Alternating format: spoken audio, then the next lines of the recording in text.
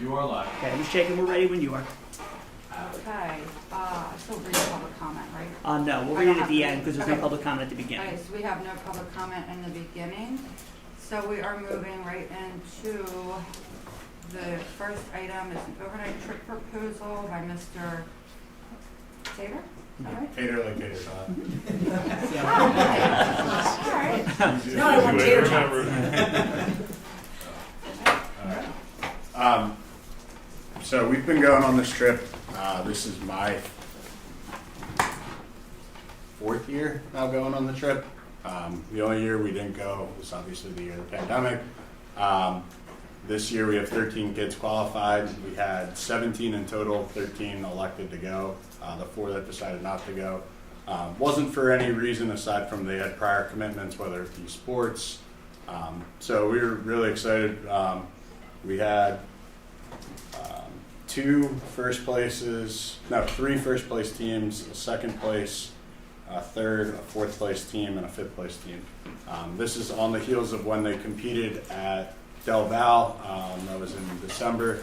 The kids took a test, or in one group they did a proposal and they made a couple of graphic stuff. So our graphic design team got first place, which we were really excited about. It's a senior and a freshman. They're sisters, so we're really excited to see what the freshmen can bring to the club going forward.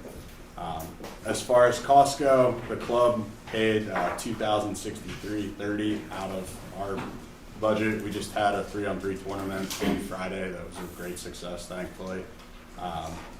We made some good money back from that. And then we asked the district to pick up the remaining costs, the $3,267 and change. I know it sounds like a decent amount of money just for myself and one of the other advisors to go with our registration. I'm going with Mrs. Nace, so it's obviously 2 separate rooms.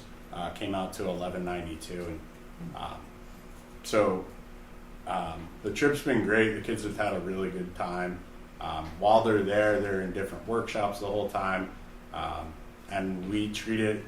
We've done this with Mr. Lycona, who's here before me. And I treat it the same way. They're there for business. They're there to, be in professional gear the whole time. We shouldn't have any issues with that. And they go to various spots around the Hershey Lodge to listen to speakers. They haven't announced who the keynote speaker is.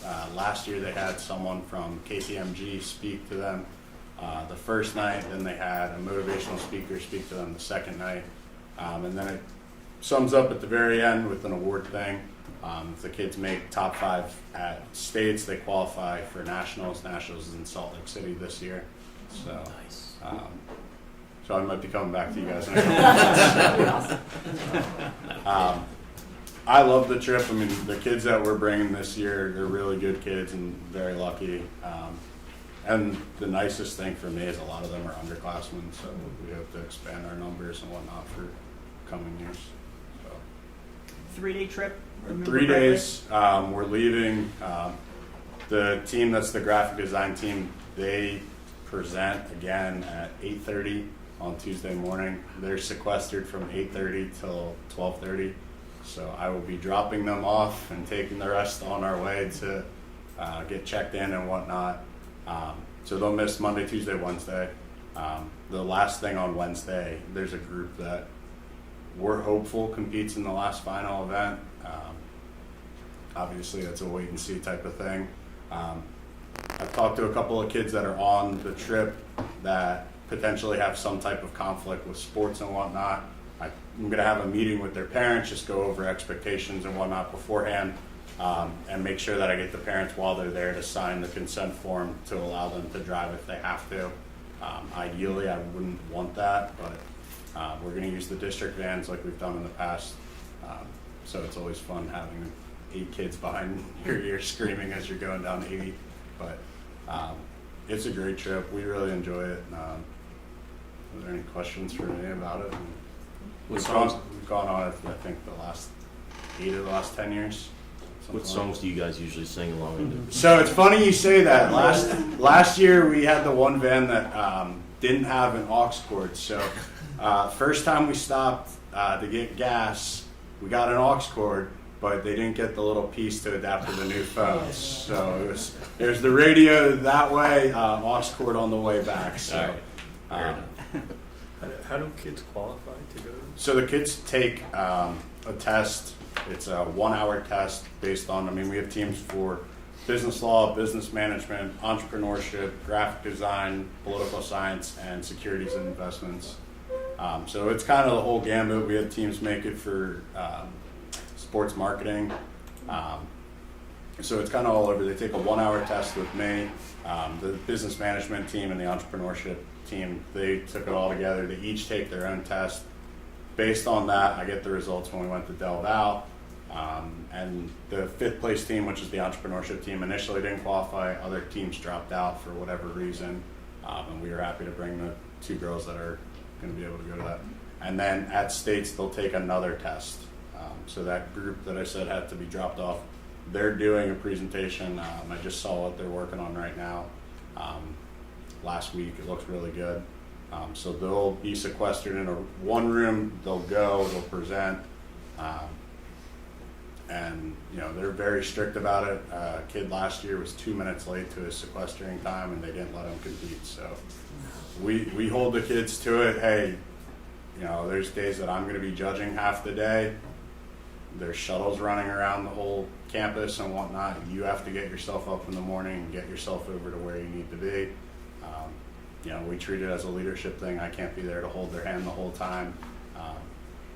But we get the first round of the management kids take their test the week of the 20th to the 24th.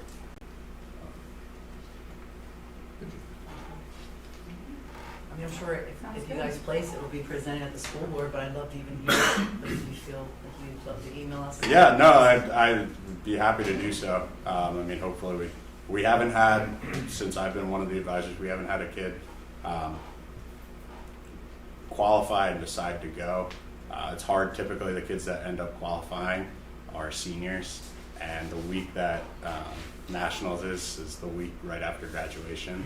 So it's kind of a tough sell, like, hey, do you want to go on a school trip or like go off with your friends? So I mean, I can't knock the kids for not wanting to go. Maybe one of the underclassmen group would be like, yeah, why not?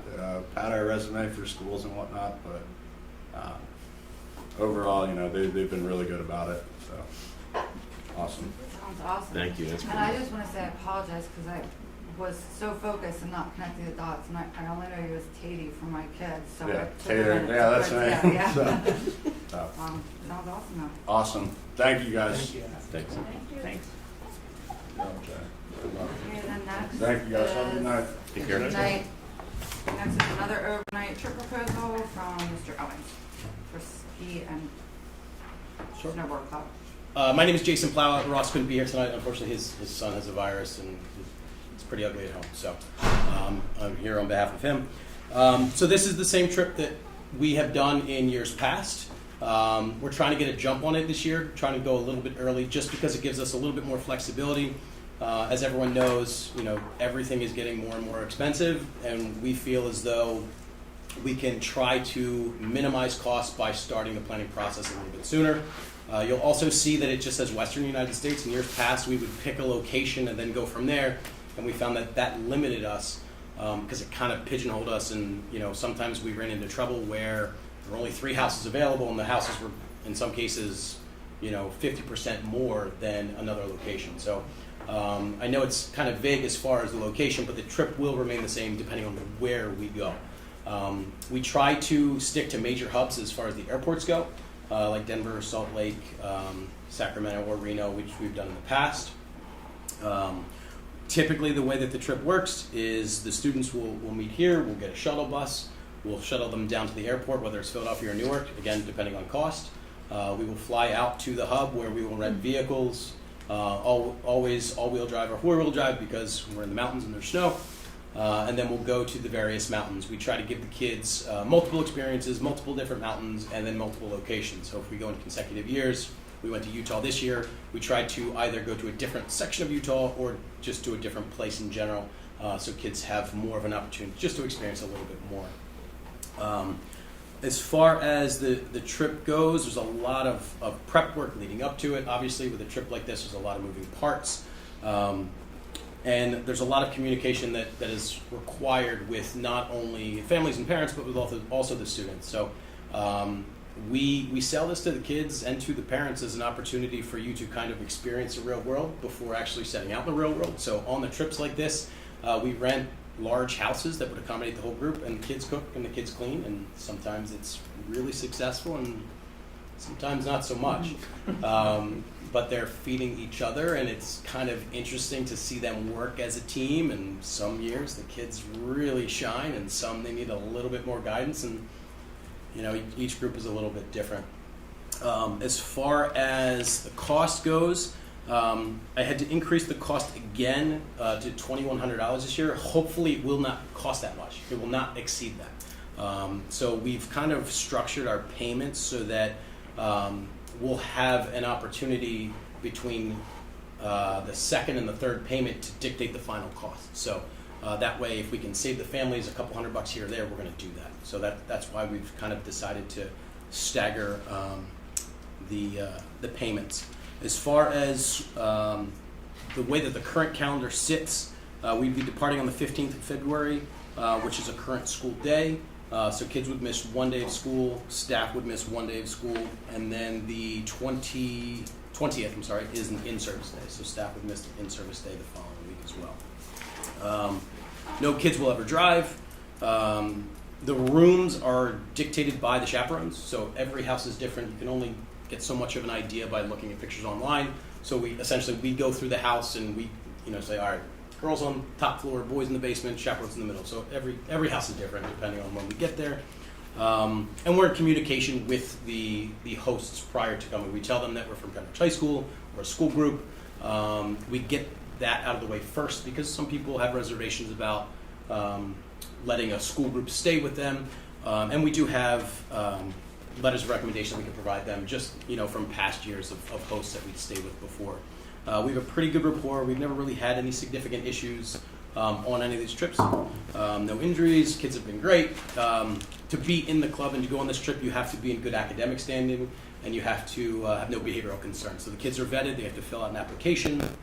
They have to write like a little paragraph as to why they should go. A lot of these kids, they've been hearing about these trips since middle school, and if they've been in the middle school ski club and the high school ski club, it's kind of a great culminating experience for them. I put an email out to the staff and to the administration. These are the kids that signed up. These are the kids that registered. If you have any reservations, please let me know. And I've never had to turn a student away. But it's just a way for the kids to have to do a little bit just to, apply for the trip. Other than that, everything is pretty self-explanatory. Over the years, we've had, logistical issues, including this year when Southwest canceled our flight. But that's one of those things that we kind of deal with it when it happens, and we can't really prepare for everything. But I have a strong team that we've dealt with, and we've pretty much kind of handled it as they've popped up. And in each of those situations, the kids have really shined with the adversity, whether it was a delay in an airport or a flight cancellation or mountains that didn't have what they offered or other things of that nature. The kids have really been awesome. So it's been a very great experience, from my opinion, for both the students and the staff. That's awesome. Just a random question that Sure. doesn't really matter. I'm just curious. Obviously, this is an excused absence, but they have to save this day. This has to be within their. What do you mean save the day? As far as this isn't like a field trip. That day they're missing of school. They're missing they school, have to so have that I day. tell the kids that it's a school trip, but your teachers could assign you work. So this year, kids brought their laptops with them. I had a student submit a test out in Utah this year. We've had kids make study groups. Kids were practicing physics problems at the kitchen table. So we tell them that you are responsible for whatever your teachers decide, and I send out the emails. Hey, we're going. They're responsible for everything, and that's with all the ski trips that we do. So I can't speak for what specific teachers do, but we've had plenty of kids in the past that have made study groups, submitted work. All the houses obviously have Wi-Fi, and with the laptops, the kids can pretty much log into Canvas and do what they need to do. Right. Are you asking if this counts towards the 10 excused That's what I was absences? more asking, is like you have 10 days a year, so these kids have to make sure they In years have, past, they this- have a 10th day. This counts as an excused. Right. But it's not like a field trip, it's an absence. I don't know. I'd have to look in to see how it's Yeah, it according does, to it's more attendance. out of curiosity. It's Sure. not Yeah, one way or but another. do you, Dr. Bowman, do you know the answer to that question? I don't know. I don't know if it's part of the 10 or not. Well, you said it's excused, so I feel like it wouldn't. I would have to go back and look at paperwork. I don't, because I think if I pull up the attendance from this year's trip, it's coded in a way that I would be able to tell. But I Well, can don't get worry that about it. Like I explored. said, it's more No like family curiosity. that has ever been honest and worked with the administration has had a problem with the 10-day rule. Well, no, but for, There's that big, right, but for kids who keep track, for kids who don't want to miss a day because then they haven't missed a single day of school the entire year, you know what I mean? It would be good. I hope that these count as a field trip so that it's not really an absence, right? it is not a field trip. Actually, I was But- thinking the opposite. I was thinking it doesn't, but that means you have to make sure by February you still have days Yeah, left. but then and what you're not happens if having you're one of days. those kids that doesn't want to miss, but then you want to go on that trip? I don't know. It's a great It's trip. Yeah. Yeah, it's a great trip. My son enjoyed it so much. And I think it's really great that you have the history of, doing the trip year after year with the same leaders. I think it's really We helps a lot. actually have a couple alumni that are now staff at Pederich, and Jeff Schwartz, he is at the high school now, and he's come on some of the trips this year. And Emma Kramer is at one of the middle schools, and she's running the middle school program. So it's kind of neat to see like full circle now that the kids that have been through the club, going on these trips, now they're also running the club as well. Okay, thank you. Thank you. Great, thank you. All right, and next is the food data. We're just waiting for the data presentation to go, or I'm doing it from mine. Yeah, if you just Windows K it, Okay. is that okay, or do you want me to do it? No, that's fine. I just Okay. wasn't expecting. Yeah, that's why I disconnected.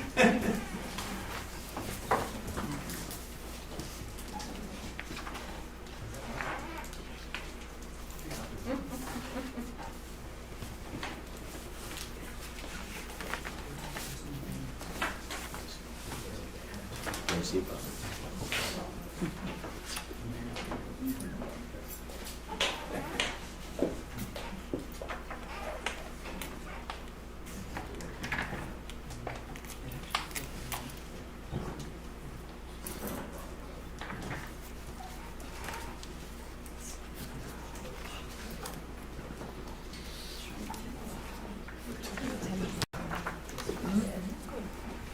The ski trip has no injuries. I get injured getting off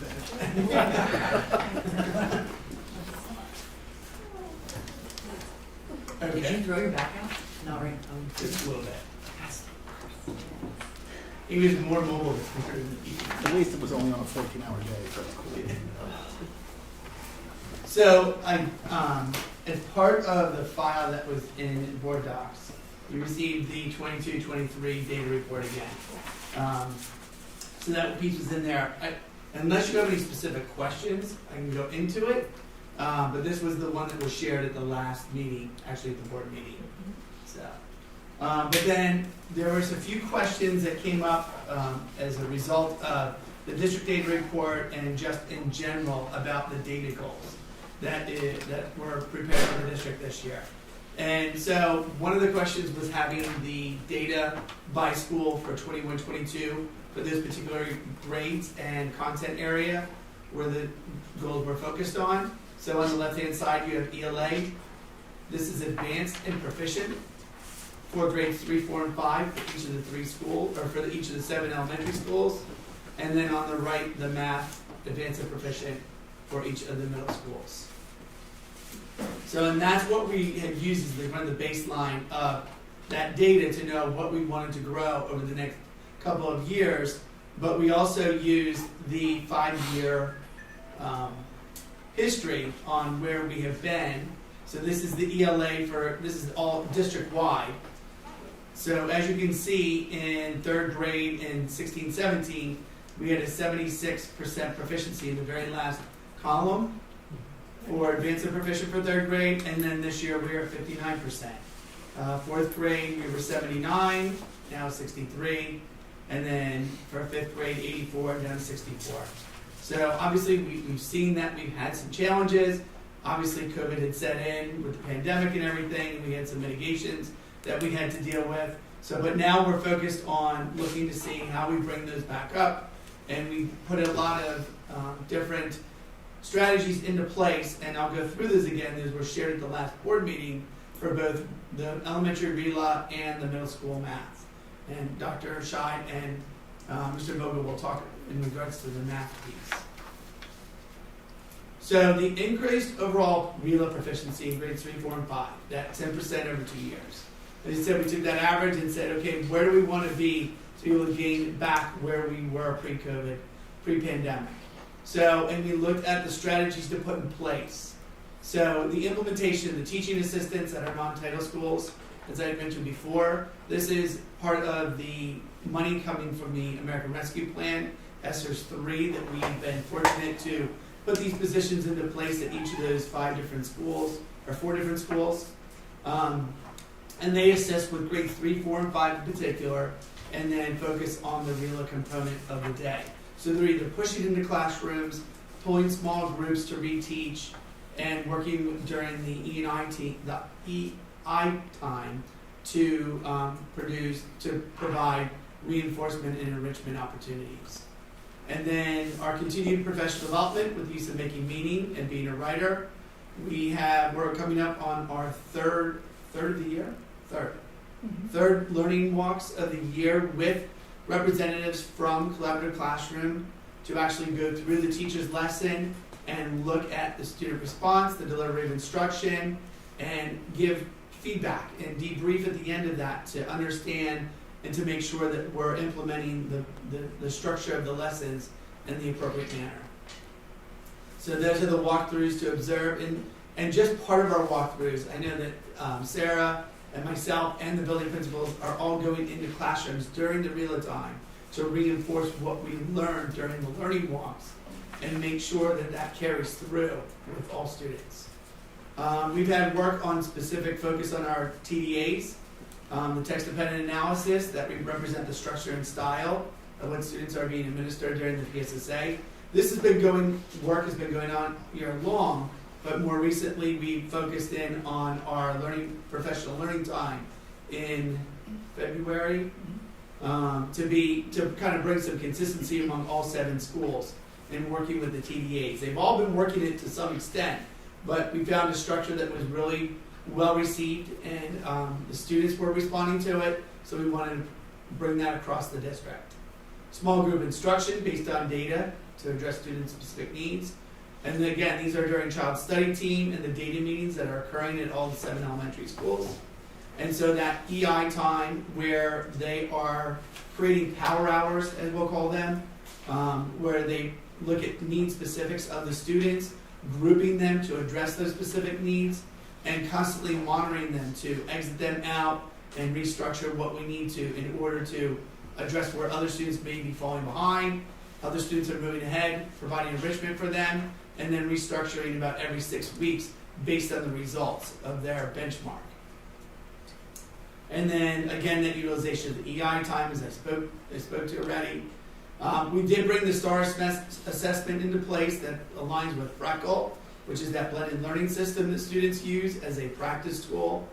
As that STAR assessment is taken by the students, it adjusts to their how they're doing overall in regards to specific skills and strategies. So the blended learning paths in Freckle are based off their direct results of the STAR assessment. So we don't have to recreate anything. They're already building the learning path, and students practice those, and they show proficiency that the system then moves them on to the next level, and then reassigns them once the benchmark is taken 6 weeks later. Book studies at all the elementary schools to correspond with reading instruction strategies. This has been ongoing with Dana Lupinacci, who's been at, I think, now 5 of the 7 Just elementary did her schools. 6th. 6 out of 7. 6 of the 7 elementary schools, and we'll get the last one in. But this has been very helpful in relationship to the delivery of making meaning and just really working with the students in how the comprehension and reading component works together, and I just can't say enough about the program. Do you want to say anything to that piece, because it has been really well received by the teachers? The book studies. Yeah, the book studies. So what we used was Jen Saravallo's work called the Reading Strategies book. She has a writing strategies book as well, but it's really just going through and you're able to pick strategies that your students need and then implement those in small groups or whole groups, and they're quick and dirty, we call them, because they're one-pagers. Yeah. So what the teachers have done is they get together and they read the introduction and they discuss where they can use that, where it might be beneficial, where we see overlap into the program we already have. And then they choose a strategy they want to use with their students, and they go and do that, create the materials for it, and then they come back together back into the book study and talk about what they chose to do, how it worked, and then they create a bank of, if you need to use this strategy, here's what I use and here's how you can do it. So we're creating this district bank of resources for reading strategies over time as well as they collaborate as colleagues. And we did it in each building, so they worked with their colleagues K-5 to do that book study, and it's been really effective in just having conversations about what is best for kids and what we can use. And that's also how we kind of got to the text-dependent analysis conversations as well, by leveraging the reading specialists in each building to support the staff in understanding what does the anatomy of a text-dependent analysis even look like, what are kids seeing, and supporting the teachers in then giving feedback to students and helping them through that process, because it is totally different than what we see and what we write on a regular basis. So they've really been working collaboratively across all 7 schools, as well as in their individual school teams to support each other. So, and then also the increased supplemental resources, specifically with the reading specialists. We have the UFly, which is an extension of our phonics program. We're already working with kindergarten and first grade and bringing foundations in. And this is our first year with foundations in first grade, which has been extremely well received by the teachers, to the fact that they're already pushing for second grade, which we're not going there, because there's not a need, because really at the end of first grade, you really should be developing those skills. And so for any students who need additional support, each of the reading specialists has the UFly, which is the University of Florida Literacy Institute. And that, as I said, is an extension of the foundations, that phonics and phonemic awareness piece. And they're able to build and work with students who may need additional needs, have additional needs in second and third grade as they continue, as they continue their path. The LLI, which is an extension of the making meaning component, and really focusing in on comprehension strategies and just reading strategies. That's been very beneficial to students. That's our reading specialists are using that program specifically in their classrooms. And then the common decodables. We have worked to provide common decodables in each of the schools in the classroom libraries, within the reading specialist room and the classrooms itself. Have we hit all the classrooms already? We're almost there. We're getting there. We're getting there. Tony, can you elaborate a little more on the EI time? How that's Sure. utilized? So the EI time is really a time where they're using the STAR benchmark results of RELA, and also just the informal assessment of students within the class period as they're delivering instruction. And they are seeing specific needs that students are needing. So what they do is, whether it's 2 times a week, 3 times a week, 4 times a week, each school's doing it a little differently. But that, like, if Kathy, myself, and Jen are in one group, we're going with that specific teacher who's going to address that strategy and skill. So during E&I time, you're going to see a movement of students because they're going to different individuals who are focusing in on certain strategies. So is this being split up by grade level, where you're a couple times a week or something, you're assessing kids and you're splitting them up based on needs and with different teachers? Is that kind of Right, so it's kind of all hands on deck kind of approach, because we have the reading specialist, the librarians when they have a free period if they're available, who else? IST, building principals have gotten involved with that process. School counselors. So school counselors, so everyone's addressing those needs and providing some type of intervention time during that EI time. And in most schools, they're 4 to 6 weeks in length. Right, they're And 4 then to they 6 weeks. reevaluate a different topic and resort the kids based on that new topic. And so it's not every couple of days they switch. No. them. And so they'll go So and you're they'll saying work 4 on to something. 6 weeks they're for- working on something Correct. multiple times a They may week? be working Correct. on 1 or 2 different strategies or Right. 3 different strategies during that 4 to 6 week period where they had the most need. And then what they'll do is at the end of the 4 to 6 weeks, they're reassessing to see which students have now made progress, which ones need additional supports. And that's carried over into the regular RELA timeframe as well during the school day. But this is really like drive in, hone in on the specific needs of students who are really struggling with certain strategies and skills and give them opportunity for repetition in their practice. But it's not consistent as far from school to school It's as far daily. as how frequently they're doing it or how long the periods of time are? It's daily. It's in the Oh, schedule. it's every day? Yeah, Yes, it's it's the every day. EI In the time is in schedule, the 30 minutes. schedule, but the use of individuals, because some buildings have use of some people a little bit more than others, so that may differ from from school to school just a little bit. And is this focused specifically on reading and writing, or is this other content areas as well? So And this it's too? math and reading. Okay. So, but I was just addressing the reading part because we are talking about the goal. But yes, this is their time to work in centers and kind of address those certain needs. That's why when I was saying it's not an everyday where they change classrooms or change to go to a different individual, because there are other days they're working on math skills as well. So they're split up into different groups based on each of those different content areas. So can you also elaborate on the first one, how you're utilizing the teaching assistant? I think you're saying, is there one per building? So there's one per building, and their schedule is strictly focused on grades 3, 4, and 5 RELA. So they're pushing in. As I said, the teachers are kind of driving the schedule of the teaching assistant, as whether they come into their classroom, pulling out a small group, reinforcing IDR time with them, going through kind of the components of the what am I trying to think of? Being a writer program. But they've been strictly involved with just the RELA component of their day. They work And with grades 3, 4, and 5. So reading the entire specialists. day, they're pushed into a different classroom throughout the day to support Correct. with reading? And then they're taking a group based on need and working with that group? Correct. Whatever the teacher's assigning, because the teacher may be working with this group and now they have the middle group and whatever it may be. It's very specific to the drive of instruction in the classroom and the needs of the students. And is one teaching assistant enough to accomplish all of that across each building, especially considering some of our buildings may be bigger than others? So the schedules worked well so far. I mean, again, because you do have different supports coming in and helping. Like I said, the librarian has a 3-period. They're also supporting the gifted teacher, gifted STEM teacher may be pushing in a little bit here and helping out. So the schedules across the district have worked out well so far. We'll see. I mean, we'll see in the end results of PSSAs as well if we're hitting those kids that we need to in regards to helping them be successful and be proficient. Is there anything that we're able to do to measure each one of these different interventions that we're doing to see which ones are being successful and which ones aren't, so that we can prioritize? If we start to see that certain ones maybe aren't making the difference that we want them to, but others seem to be making a significant difference, to be able to.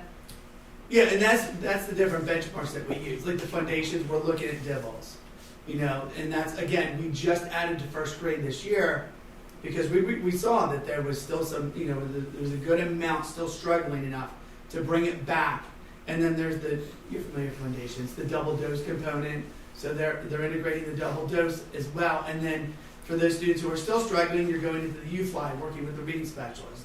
So then you look at the DIBELS scores and monitor their growth. I look at their growth components within the DIBELS piece to understand whether or not they're making adequate growth throughout the year. Can you tell me what DIBELS is? Mm-hmm. So when we say DIBELS, I know it's filled with I'm just saying acronyms DIBELS. here. It's a dynamic indicator of basic early literacy skills. I would have never guessed that. It's one that everybody gets. And you're just so used to saying DIBELS, but yes, you can do that. And then we're using the FMP to look at the comprehension component. Found something else. I am again saying FMP. So Tony, is that like a foreshadowing of what we can expect on the PSSAs? These assessments, do they give you insight as to, okay, here's how we think the students do? Because you don't get the scores for PSSA till months later, right? You get June, so it's been a lot June. better. So they take the assessment in April, beginning of May. And as long as you have all your tests back by a certain date, you can be part of the early delivery of scores. And generally by the end of June, I would say on average, we've been, for the last 2-3 years, right? And the year before, when they started doing this, we've been getting those scores. So, which is nice now because you didn't used to get scores until like September, October. And getting in June, now you can look to see, okay, let's measure them up against the interventions we put into place, as well as, okay, let's think about the drive of instruction for next year and the areas where we were still seeing kids struggle. So is there a correlation? Like if they're not doing well on the assessments, then Generally, that's what PSSAs don't go you do well? see that. If they're not doing well on the assessments and they're really struggling, that's why you have the child study team component, where you're putting in very specific intervention. Child study, if the students in child study, they're getting very specific interventions outside of that power hour or anything along there, because the teacher's working specific to make sure that they're hitting specific skills and monitoring them not just every 4 to 6 weeks, but monitoring them week to week even, to make sure that the intervention's being put into place. So if you're seeing your intervention is not working after a week and a half, it's time to change it up. Where for the groups in the early or the EI time, the interventions are generally working, and you know that, and you see that with kids making progress, and that's why you can wait that 4 to 6 weeks and then look at that benchmark. okay. But yes, you're constantly making a correlation to understand whether or not what you're doing here is impacting here. Okay. The reason we have so many, it sounds like a lot of assessments, because they It's measure good. different things, Yeah. right? The PSSA is kind of the culmination of Right. reading and writing, Right. but we're doing it in pieces, so we can see if it's a word study issue, we can spend more time there. If it's a comprehension issue, vocabulary fluency, we kind of the teachers are breaking it down and using all of those assessments and pieces of data so they can really hone in on what each kid needs instead of just reading, Yep. because that's a lot. Right. Okay. So, in getting into some of those assessments, so this is the DIBELS, this is just this year, it's all students, so this is, you're talking all students, it's our general ed students, our special ed students, we bring them all together, because they are receiving foundations, whether it's in the regular classroom or in the special ed classroom. So that's why some of these, you're not gonna see that overall whelming growth, but you will see where growth is occurring and it's happening in different areas. And it may be impacted where there may be more students who have needs, specific learning needs, the score doesn't look as like they're making much growth. But when I go into the growth zones, I can see those students are making adequate progress and anywhere from 2 to 3 to 4 to 5 months of growth. But this was just to give you an overall of looking at each of the schools in grades K to 3 and where their DIBELS scores. And Dr. Warchek, Yes. when you look at beginning of the year to Yeah. middle of the year, the assessment is changing. Correct. Right, and so if the scores are flat, that means the students are growing the way they're supposed to. Okay. Right, because the beginning of the year assessment is based around what they should know at the beginning of the year. The middle of the year is based around what they should know at the middle of the year. So the topics are different and get harder as the school year goes. And so this is one where you want to see flat or growth as the students are moving from beginning of the year to the middle of the year, as you're setting them up for the assessment at the end of the year. Does that make sense? So I'm not if sure. so, if it goes to like look at where's one that's relatively flat. Look at Siler, third grade. Siler third grade at the beginning of the year was 61% of the students were core or core plus. At the middle of the year, 60%. When you look at that mathematically, that means the students are making the You group think of the growth growth chart, they're right? expected You stay to on be the made. same line Right. of the growth chart. Yeah. That's what he's saying. They're Just still at the staying on that 61st same percentile of percentage. height or weight. Yes, that's Okay. right. So it's a different expectation. It's not like they're taking the same test in the middle of the year, and so we would expect them to get better because they've learned those things. Okay. Right? Some assessments are that way. Some assessments you'll see at the beginning of the year they do very poorly because it is for the whole year of knowledge. Because we use it kind of as a pre-test to see what kids know. That is not what the DIBELS is. Okay. The DIBELS is what do we expect them to know beginning of the year? What do we expect them to know middle of the year? It's also the reason why almost always in kindergarten you'll see the most growth, like almost those numbers you expect. But a lot of that has to do with what have they learned before they've come in, right? Students who have not had that experience at home right, in terms of from a Dibble's standpoint, in terms of those early literacy skills. They're going to learn that at school, and so they kick in. But by the time they get to first and second and third grade, they've learned the basic of those skills because they've been with us. And so you see less growth that you do for kindergarten. Right. It's interesting when you break that down from school to school though, because you look at Bedminster kindergarten, right? Yeah. And that saw a decrease, right? And then, It's a serious increase. yeah, West Rock Hill, went up significantly, Siler, Yeah, it's gonna see big increases. So we for sure want to see increase from grade to grade, right? Kindergarten to Or first to second. So this is the same grade at the Well- beginning of the year, and then Well, the we middle wanna is the compare- same student. Yes. Left to right should So- remain constant.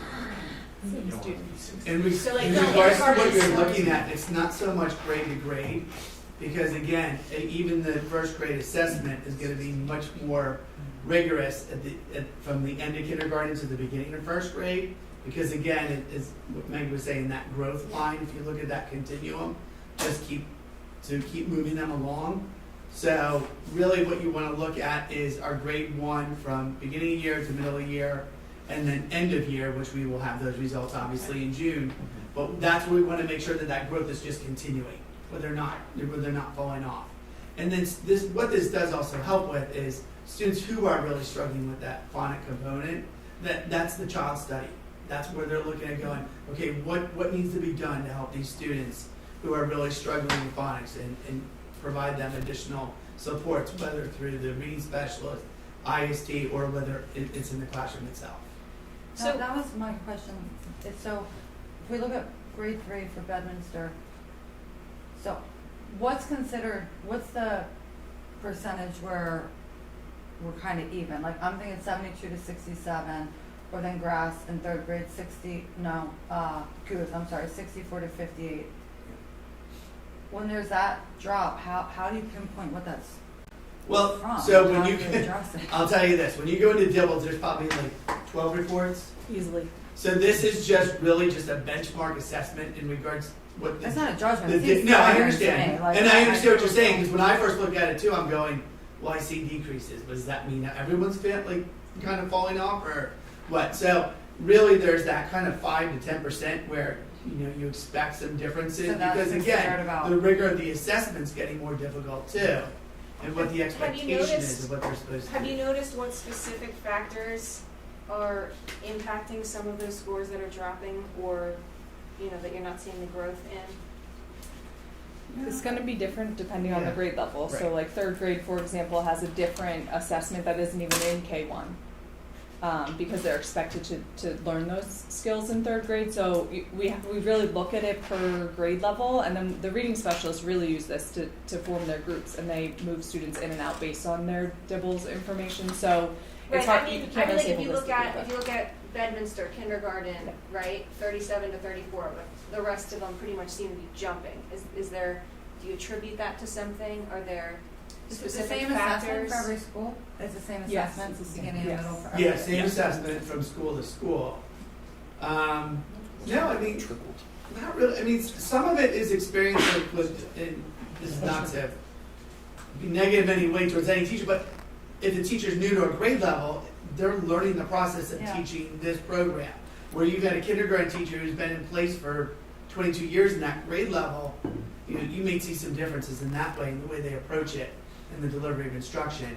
The other thing that I forgot to even mention when I was looking at these, the Core and Core Plus, is I went back because I wanted to see the strategic. And so it's intensive, strategic, Core, and Core Plus. When you look at the strategic and how many kids are on the closer side of Core, but just missed it, so again, you're looking at, there's movement, but they just missed it. And so it's kind of like when you look at PSSA scores and you're looking at proficient and advanced, and you look at those basic, it's going to be more bubble kids, and it's like a good 15% of them were bubble kids, just missed it.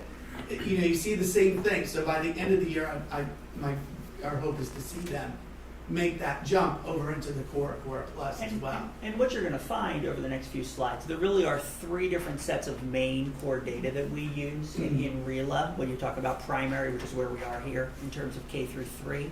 And each of them tell a little bit of a different story. And so the reading specialists and the teachers get the data for every student in all three of those areas to be able to say, okay, so for David, if he wasn't part of that 67%, what is it that I learned from Dibbles about David? But then I'm going to get information from an F&P about David to kind of make that, because I may have a strength in comprehension where I don't in some of these literacy skills, and so I might do well on an F&P, but I might not do well on a Dibbles.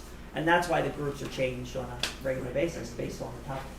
So when you look at some of those areas where you can tell that the data isn't necessarily where you want it to be in certain grade levels or certain buildings, what does the administration do? What is your action point at that point? To try to If help. we're not seeing the growth, Right, if you're not seeing the growth, what are you doing to target those particular areas that aren't getting the significant growth that you want to see? right, and that's where we go in and we, with our reading specialists, and taking as many small groups as possible. That's why our Title I schools were very fortunate to have the the second reading specialist within those buildings. So we're pulling smaller groups, more kids. Again, I think what Dr. Bolton had mentioned too, sometimes you just get a class too who one year had a preschool experience, a good handful of them, and then the next year you have hardly any that had any preschool experience. And I can't explain it one way or the other, it's just kind of the way it happens. And I think that's where you see some of these dips and dives in regards to where students are coming in based on their levels, their Fontaine Now, or even their STAR assessment that we're just having them take now. So it's really just working strategically with the teachers to identify, okay, what additional supports and resources do you need? Whether it's a person, additional resources if you fly, whatever it is, to go in and support them. And that's what happens during those data meetings that Dr. Bolton was saying, because you get all these different benchmark points that you're looking at to really determine what's going to best help and serve the child. So. Now, some of the kindergartens, you're pulling some kids based on, I think it's probably your beginning of the year assessments where you see that some kids aren't necessarily where you want them to be, and so there was that kind of power hour that you were doing after the kindergarten day that you were The having AM, kids stay. PM, in between. Were you doing that at every elementary school, or just certain elementary schools? Because I wonder too if there could be somewhat of a correlation, like maybe you weren't doing that at Bedminster, but you were doing that at different elementary schools, and so maybe that was making a significant difference in some and not I think others. all of them are. Back to, because last year we did have a couple who didn't participate, just getting things back up and running, but. Right, with what we saw coming off of the pandemic and the needs, especially in primary, and our current third grade who came back to us in first grade, they all started to implement that power. They are doing. Everyone is doing that. And then, but then you also have the Title I, right? Which ones are our Title I schools? Guth, Sellersville, West Rock Hill, and South. Can you go back for a second? Yep. Guth and Sellersville are the elementary schools. Guth, Sellersville, and West Rock Hill. Guth, Sellersville, and West Rock Hill. Big jumpers. And they. Oh, can you go back to Oh, the did I go the kindergarten wrong one? Yeah, I'm there's one sorry. prior, Tuesday. We had dope. There's very few that went down, and I think almost none went, one, maybe 5%, everything else. Yeah, the majority of them have made progress. I mean, there's no doubt about it.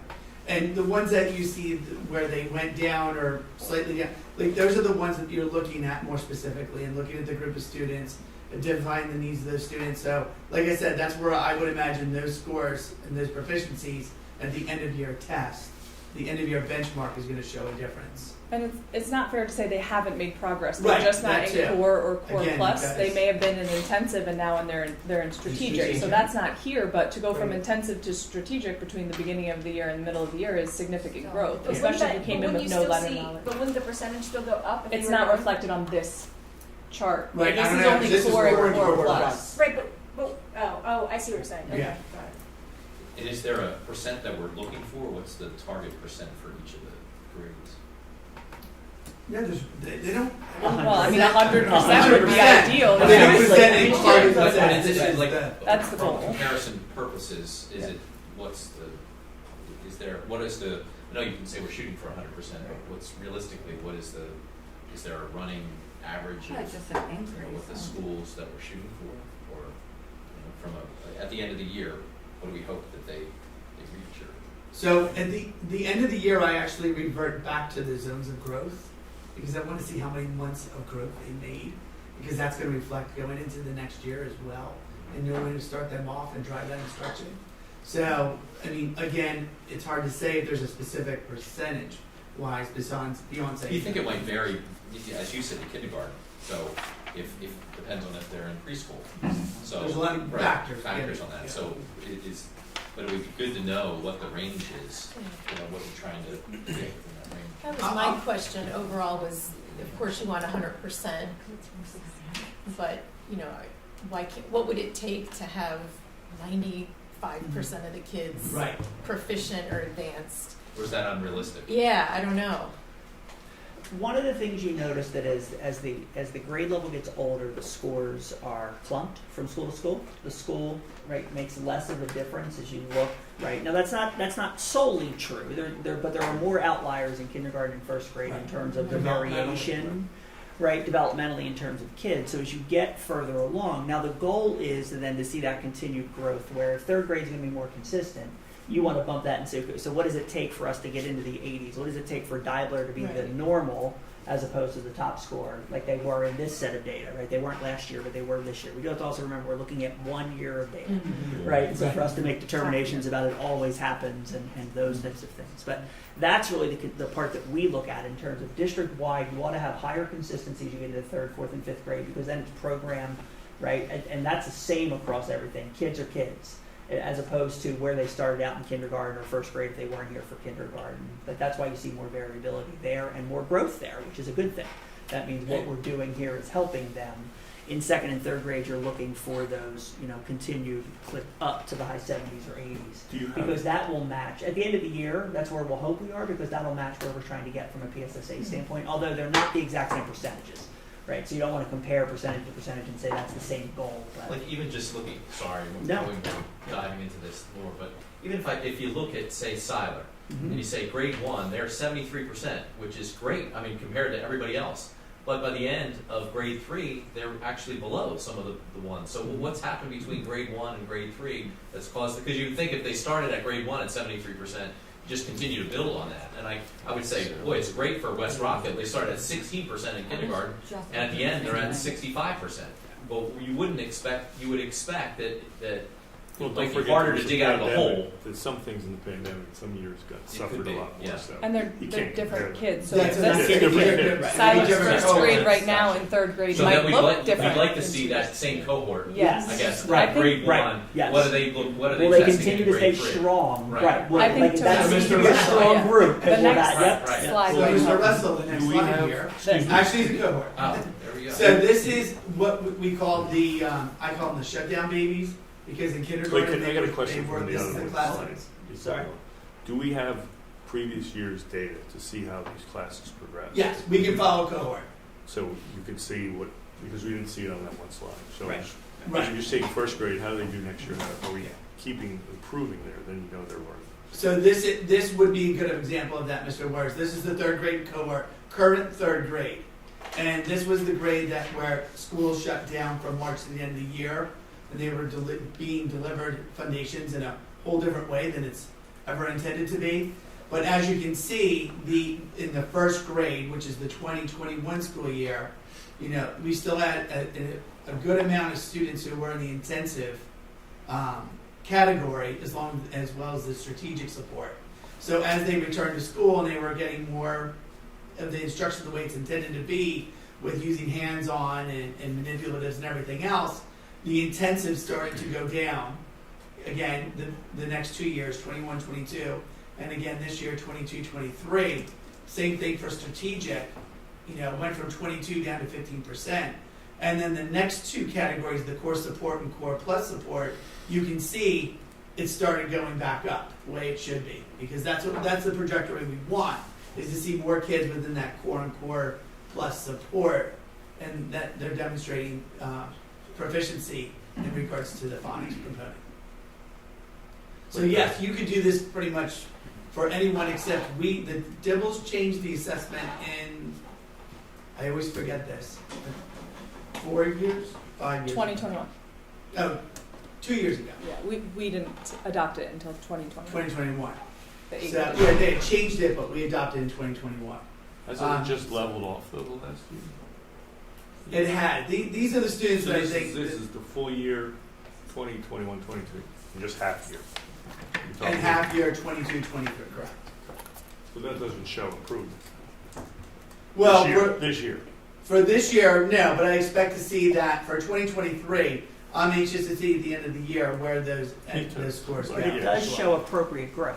No, It right. does show that Well, them it in the does, middle but of we second were- grade and the we middle of jumped. third grade. We jumped from the first year in some of them, and then we leveled off. Right, and that is, that we would, one of the hypotheses we would have on that is the type of instruction that was delivered during their first grade year. Like, this is one of the groups that we're most concerned about, because a lot of their literacy foundational things Right. were delivered electronically. And so that first grade experience, it'd be the same thing if we look at our second graders who had kindergarten in that, right? And our fourth graders who had second grade in that. When you think about all of those primary learning of reading and writing skills, it's that piece. And so when you went from the pandemic in blue in first grade and then went to, for the most part, everybody Study. back full time, we got back to more of normal, and it has stayed there. Now, Right. we still, that is not where we would have been pre-pandemic, so we still want to see those two lines to the right to go up, and we are hoping that by the end of the year that will happen, but we're at least happy to see the fact that they have maintained where they are supposed to be from the middle of second grade to the middle of third grade. But is that the target, I guess? Is that the overall target? Do we want 15% in strategic? Do we want 100%? No, we want the core and core plus to be I closer think to the that's- high 70s or Right. 80s is what we talked about in terms of that's, yeah. Okay. So that's it. Yep. Sorry, did you start to ask? Um, so 1920, we don't usually count. Yeah. That 1920 year, would have the been spring kindergartners. was like So. closed, and then Correct. 2021 was hybrid most of the year, half of the year. Elementary Minor? students had the option to be full, but we had a higher percentage that would not have been taking advantage of that in In 2021. 2021. Correct, correct.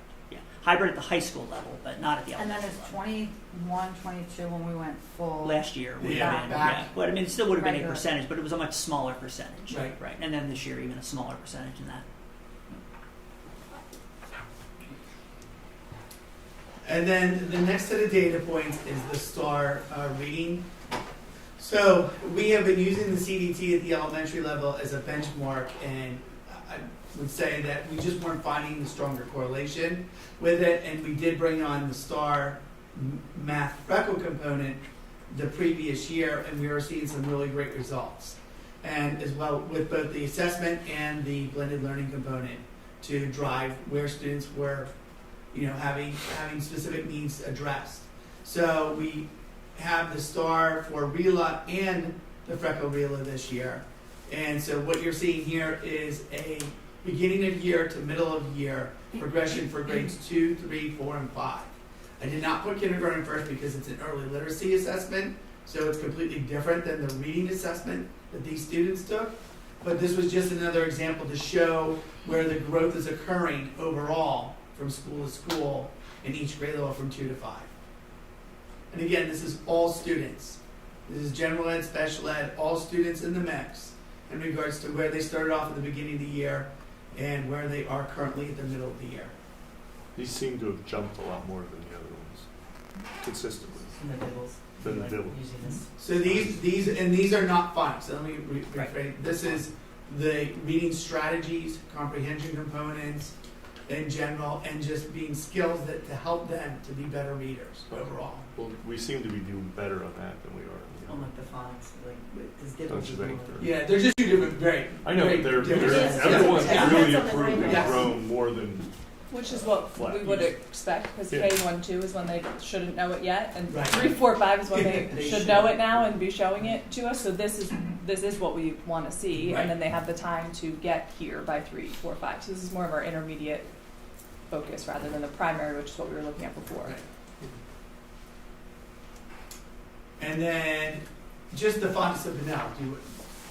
Yes, so another assessment that updated its benchmarking. So they went through a full update of their benchmarking kits, and we needed to move to them because they got rid of the old ones. They kept some of the titles the same and changed a couple words in the text. So we were fortunate to be able to purchase new kits for all elementary teachers to have the appropriate assessment kit. And the biggest change here was what they call the comprehensive conversation, which is when you have a child read and then you have a conversation with them about what they read, comprehension questions. They call it a conversation. Previously, in the first edition of the kits, the conversation scoring rubric was very open, and there wasn't a lot of guidance for teachers. It was supposed to be just have a conversation and then subjectively kind of assign them what you would. And I have seen it in practice. I would have said, well, they scored a 2, and the teacher was like, they got a 4. And I was like, no, right? So, but I couldn't prove that a 2 was right over the 4 because there wasn't enough criteria there. So what the company did was go back and make that a much tighter process, so the consistent administration, analysis, and scoring is now in place where it wasn't before. So you'll see in the next couple slides when Dr. Barczyk goes through some of the data that we're still where we were, but actually on a tougher rubric. So we're seeing that even though we're using the new kits to assess students, they're still achieving where we were, and where we were was probably a little inflated because we were subjectively scoring them based on the assessments that we had. So at this point, starting the fall of this year, every elementary teacher, learning support teacher, and reading specialist transitioned to the new benchmarking system. So everything is consistent starting this year. So this is last year's fall to winter. This is using the previous kits we had, the ones before they made the adjustments. Grade 3. Grade 3, right. So we're not following a cohort year. I will show you that. But so grade 3 last year, you can see 69% met and exceeded in the fall, and then 67 again met and exceeded in the spring, in the winter. But again, now as we talk about that, it looks like it's flat, but the levels have grown. So you may have been a level D in the winter or in the fall, but you have to get to a level E now in the winter. So the expectation gets a lot more difficult, and whether you're reading nonfiction or fiction as well. So again, it looks like we've leveled off, but this is actually good because that maintaining means we're continuing to grow students. And then same thing for this year. This is the fall to winter. Now, this is what Sarah was talking. So 76% in the fall, 68 in the winter. So my hypothesis on the fall, as we talked about, was it was the new kids. So I think people were kind of still getting adjusted to using the new kit, the new kind of criteria established for them for F&P, and mindset was like, oh yeah, like I gave a 2, but Sarah gives a 4. I think they were all going for 4s at that point still. It was just trying to get adjusted. They've had the professional development, but still they had to learn as the process and actually administering it to the child, what to accept or not accept as an acceptable answer. We also had 39, can't see that far, students assessed in the winter that we didn't have in the fall. Right. Definitely had additions. Move-ins late, all of those things. And then this one is actually following the cohort.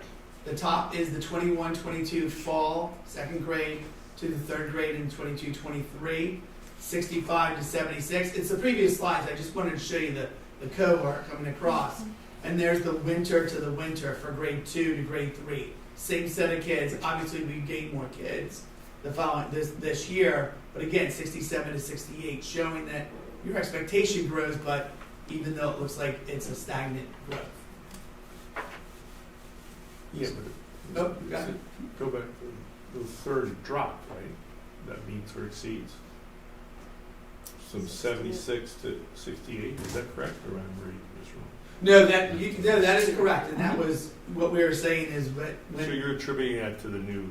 I am. I'm expecting to see more of a consistent growth into the spring assessment that will be along that line. Because again, the expectation is going to increase to where they need to be. I'm hoping we grow more. Even, but you're sure that's the only thing that's doing it? Well, you can't be sure, but if you look at the 65 is unusual, and so is the 42. Right, like if you look at the charts for previous years and other grade levels, the blue is very often in that ballpark of 50%. You see how it is in 2nd grade? They're both kind of 50%. They're not exactly. So we were high in the fall and low in the winter, and we really think that is that rebounding of let's figure out the scoring system and have some professional development around the consistency of that. But we're going to have to measure that, right? Third Right. grade has Some other factors. numbers that have been concerning for ours. This one we're a little less concerned because there's at least another variable here that isn't in that other data because this is new Right. for the teachers as opposed to just for the kids. And so we're going to have to measure with the new F&P to see what really happens in all of the grade levels. But there's been a little more of that ping pong that has happened because of the F&P that doesn't seem to be kid related. It seems to be the new benchmark related, at least is our first guess. Yeah? So the last set of data is the Words Their Way inventory, and I want Sarah to talk about this because it's not directly related just to third grade at this point, but just to show where we are with this piece and explain it.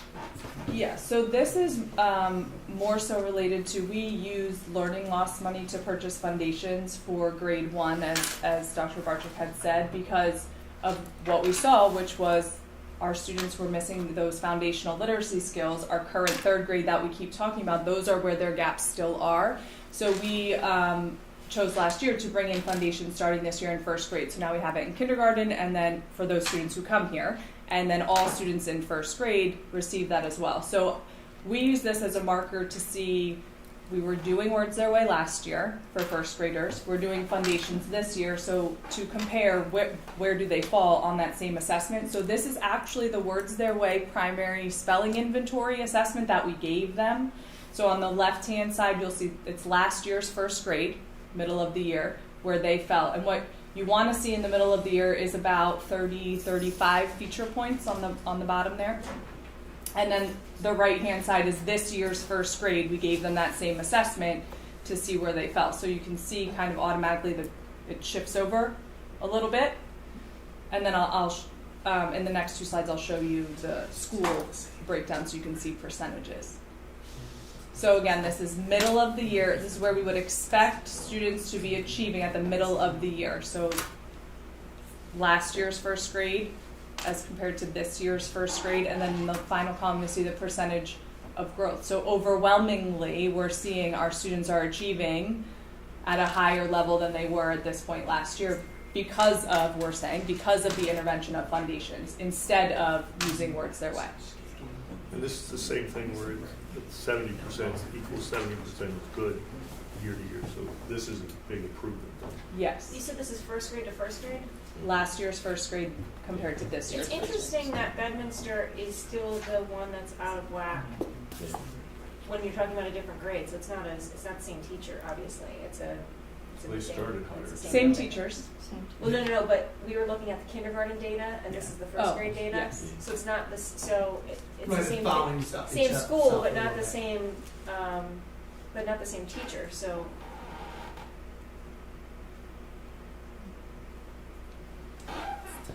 Numbers are just It's a- all just makes me over. wonder. There's got to be some kind of rhyme or reason to what's going on in that building at the primary level.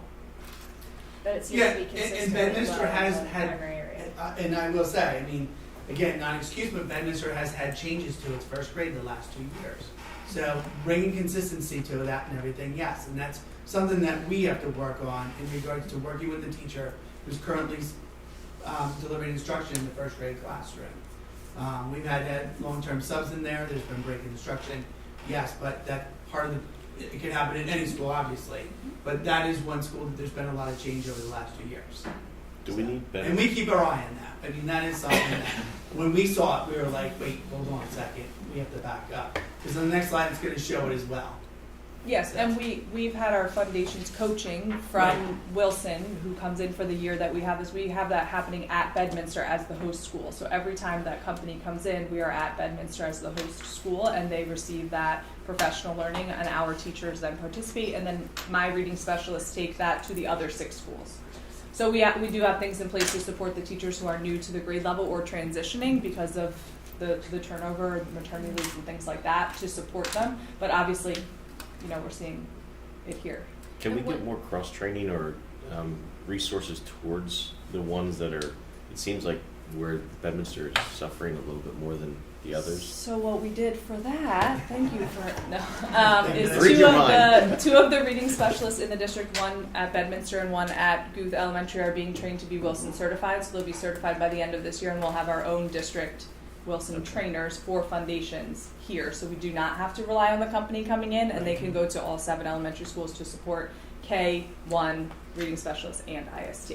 So we're building that in this year. They'll be done in May. We've been going into classrooms and they've been doing model lessons.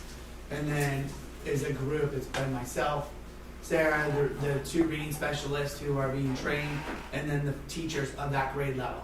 And then they observe, we go back, we debrief to talk about what are those best instructional practices? What am I missing in regards to what I'm doing in the classroom compared to what the reading specialist did to model the lesson? And they've been very enlightening, because all of a sudden they're going, wait, I'm not doing it that way, you know? And so that does have some indication of where it's happening in the classroom itself and what results you're getting from the students. So it has been very helpful. And we're really excited to have the 2 teachers trained, because that's going to be so beneficial, because we can just continuously do that ongoing walkthroughs with teachers and debrief, even if there's a grade level change, where before we didn't have that availability to us. So now we can just pull in one of those reading specialists, go into that classroom, we can do it as a group, they can do it individually, just as a peer coaching kind of situation, and then we can debrief after it and find out what needs to be done to help support that teacher. What types of things would account, like for Sellersville, 30-point shift? Like what things would account for something like that? So foundations as a program is a lot for a teacher to, I don't know how many of you are familiar with it, but it's a lot to implement. There's a lot of materials, there's a lot of activities, there's a lot of moving parts in it, which is intentional because it's multisensory, it's supposed to be quick paced so that kids are engaged in their learning, and it's repetition. So to expect that for the first year all of our teachers and all of our students are responding immediately would be unrealistic. This, to me, as someone who knows foundations and has seen it in the classroom, this is really good data showing our teachers are implementing a new program exceptionally well. Right, like with Fidelity. Yes. And they do need time to learn they're going through everything for the first time. So I would expect when we look at this next year for first grade, we'll see even more growth because the teachers have gone through it, the kids have gone through it again. So I'm not saying the data isn't what it is, because it is, but it's also we're in the first not even 6 months, because we didn't even start right away in September. We didn't get started until October with foundations of them implementing this and students responding to it. And it's really hopeful and really positive data. This, just to be clear, is end of year proficiency where they should be at the end of the year, but at this point in the year. So it's what they scored in the middle of the year as compared to where they should be at the end. So we already have, for example, 25% of students, over 25%, where we were last year achieving end of year proficiency, which we'll see more growth as well. So you said that the 2 teachers are going to become certified when? They'll be done in May, so that it takes a year for them to finish. What is that? The Wilson certificate? Yeah, when they get certified, because I'm assuming there'll be a lot of kids that will probably, could use all that time. Will they strictly just be Wilson, or will they have other things under their umbrella besides teaching the Wilson program? No, they're still the reading specialists in their building. Sure. As they are now, so they'll still hold their small groups and do everything that they do, but we'll have the professional learning capacity in the district to be able to support other teachers. Right. So they're not just delivering experts. Wilson. Okay, so then they're supporting the teachers in delivering. And then the teachers will, because the way I understand Wilson is then like you pull your small group and you're starting on that subset step, and then you move up in that program with a small group of kids, whether it's individual or a small group if they're on the same thing. So how will that work if they're trained on it, but then will certain teachers, that will be like their responsibility, where those students... So that's when you're using Wilson for an intervention, Yeah, which is more like what we see in our special education department. Foundations is whole group. So all students get that instruction from their classroom teacher. Right. These reading specialists will support the teachers in continuing to implement that. So they'll be helping them with professional learning, not delivering the instruction to students. Of course, they do to their small groups if it's appropriate who they pull out, but it's not changing what they do here now. It's just adding capacity for professional learning to support the teachers more. Okay. So I understand the point about people being at different levels of preparation or experience with it, but for the children that are, you know, behind, I mean, I'll just say behind, are you planning on really targeting, just so that they don't fall further behind as we wait for people to get Absolutely, and that's why we brought the U-Fly into, that's University of Florida piece, that's similar to Foundations, is only the reading specialists are providing that support. Well, they are bringing it into the classroom to some degree, but it's the reading specialists that are driving it in each of the buildings and really honing in on those students who are in that need of additional support, for sure. Yes. And again, that's child studying and all those other components that come along with it to understand what their specific learning needs are. Now, some of these students, as I said, this is all students again. This is the general ed, special ed, and you know, some of the students are receiving the Foundations and the double dose through the special ed classroom, and then getting additional support even when they come back to the general ed classroom during that intervention enrichment time as well.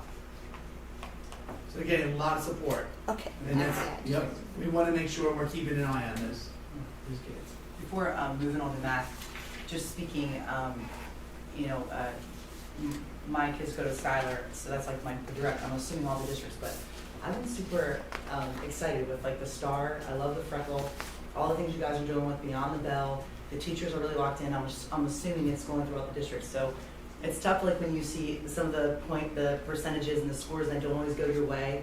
But I always feel too, like in the fall when the kids come in and they take the test and they're like more nervous and more like doing the best, and the winter they're like, oh, and then you're like trying to like keep them motivated. Don't rapid guess, and like, what do you want for snacks? Let's do a brownie, you know, just to keep them going. So I know it's like it's a data point when we want to look at that, but I feel overall, I think it's been like amazing, just all the things that you guys have been implementing. So I'm really hopeful that, you know, we'll be seeing good things. But and you bring up a good point. The Beyond the Bell has really grown this year. As you know, it's part of our 3-year plan with the learning loss money that we received and everything. So we've been paying for staff, planning, resources, and everything. And that in itself has grown so much, and we are seeing the results from those students.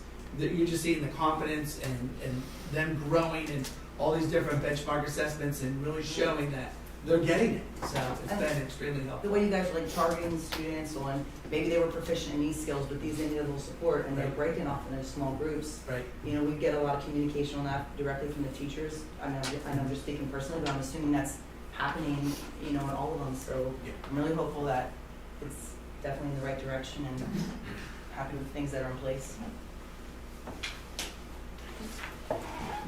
Is that? Yeah, this is the first. I'm sorry. So middle school math has been, well, is across the state of Pennsylvania, it's really been a struggle. We have been working, I'm going to let Mr. Bill talk about specifics.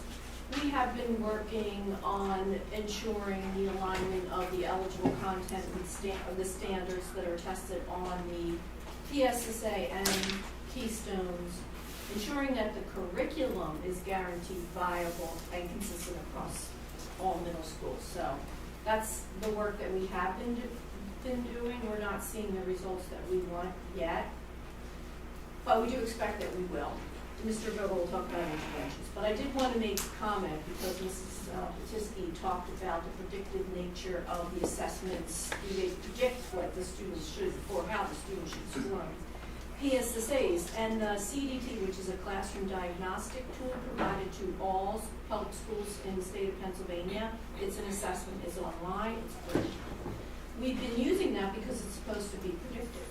That's why we were using that. And last year is case in point. We had kids looking at their own scores, setting goals, increasing by hundreds of points, totally enthusiastic, and we were confident that we would start seeing those scores move. And wow, they did not. They were not even remotely predictive. We looked at that, what on earth happened? We watched these kids, we've been doing all this work. We have the curriculum aligned to the standards. Well, one of the big factors for last year, at least, is we went online to take the PSSA, and we never across the board, it was the noticeable click, click, click. Kids just got finished the test so fast, not slowing down. They were allowed to use paper pencil to go through, but didn't, not all of them, some did. That is our number one factor on what we see as we can't go in that direction. So we have changed, and we'll be back to paper pencil this year, so that we can be assured it isn't because they're just doing it online. Because when they took the CDTs are online, right? So the CDTs, they don't have all those parameters that PSSA, gosh, you can't go anywhere near a kid for a PSSA. But you can talk to kids for CDTs and ensuring that they're paper pencil and they're doing what they're doing and they're slowing down and they're working on their goals, but that is not what happened when they went through that PSSA. Why do we go online? Just like that. Because you have an option. The state encourages you. They want all districts to go online because it's a lot easier, right?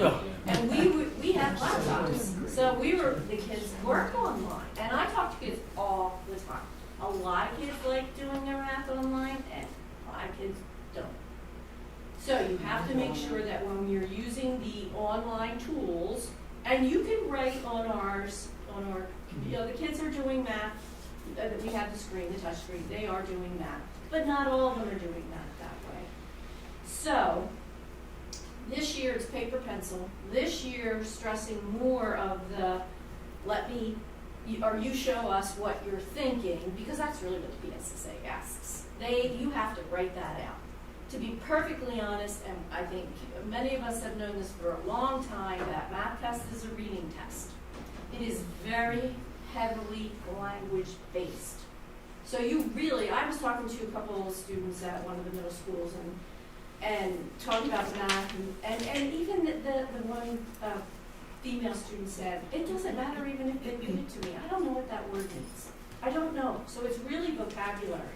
So I said that I was going to let Mr. Vogel talk. I'm going to end. But we really have been helping our teachers understand this is a reading test of mathematics. There's computation, clearly. We have to learn how to use those calculators, make sure students know how to use the calculators, because what is it, 92% of the test are allowed to use a calculator? So that's a big factor. But the language is essential. You have to teach the vocabulary. You have to mirror the structure, the format of the questions themselves, and keep exposing kids to those types of questions with that kind of language, so they understand what's the first step, what's the second step, and so on. So that's what we've been working with. So I will hand it over to Mr. Vogel. Can I ask one question quick? I'm sorry. Just one question quick.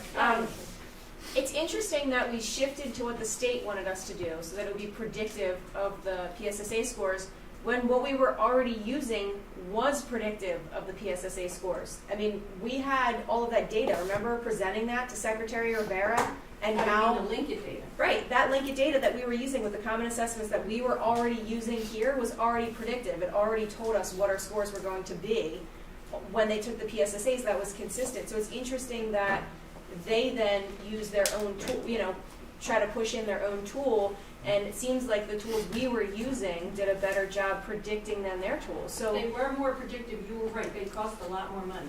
We went to CDTs because they have cost. Not because of their discipline. And that is why we did that. The original benchmarks that we purchased through Lincoln were predictive, but you know the owner as well as I do.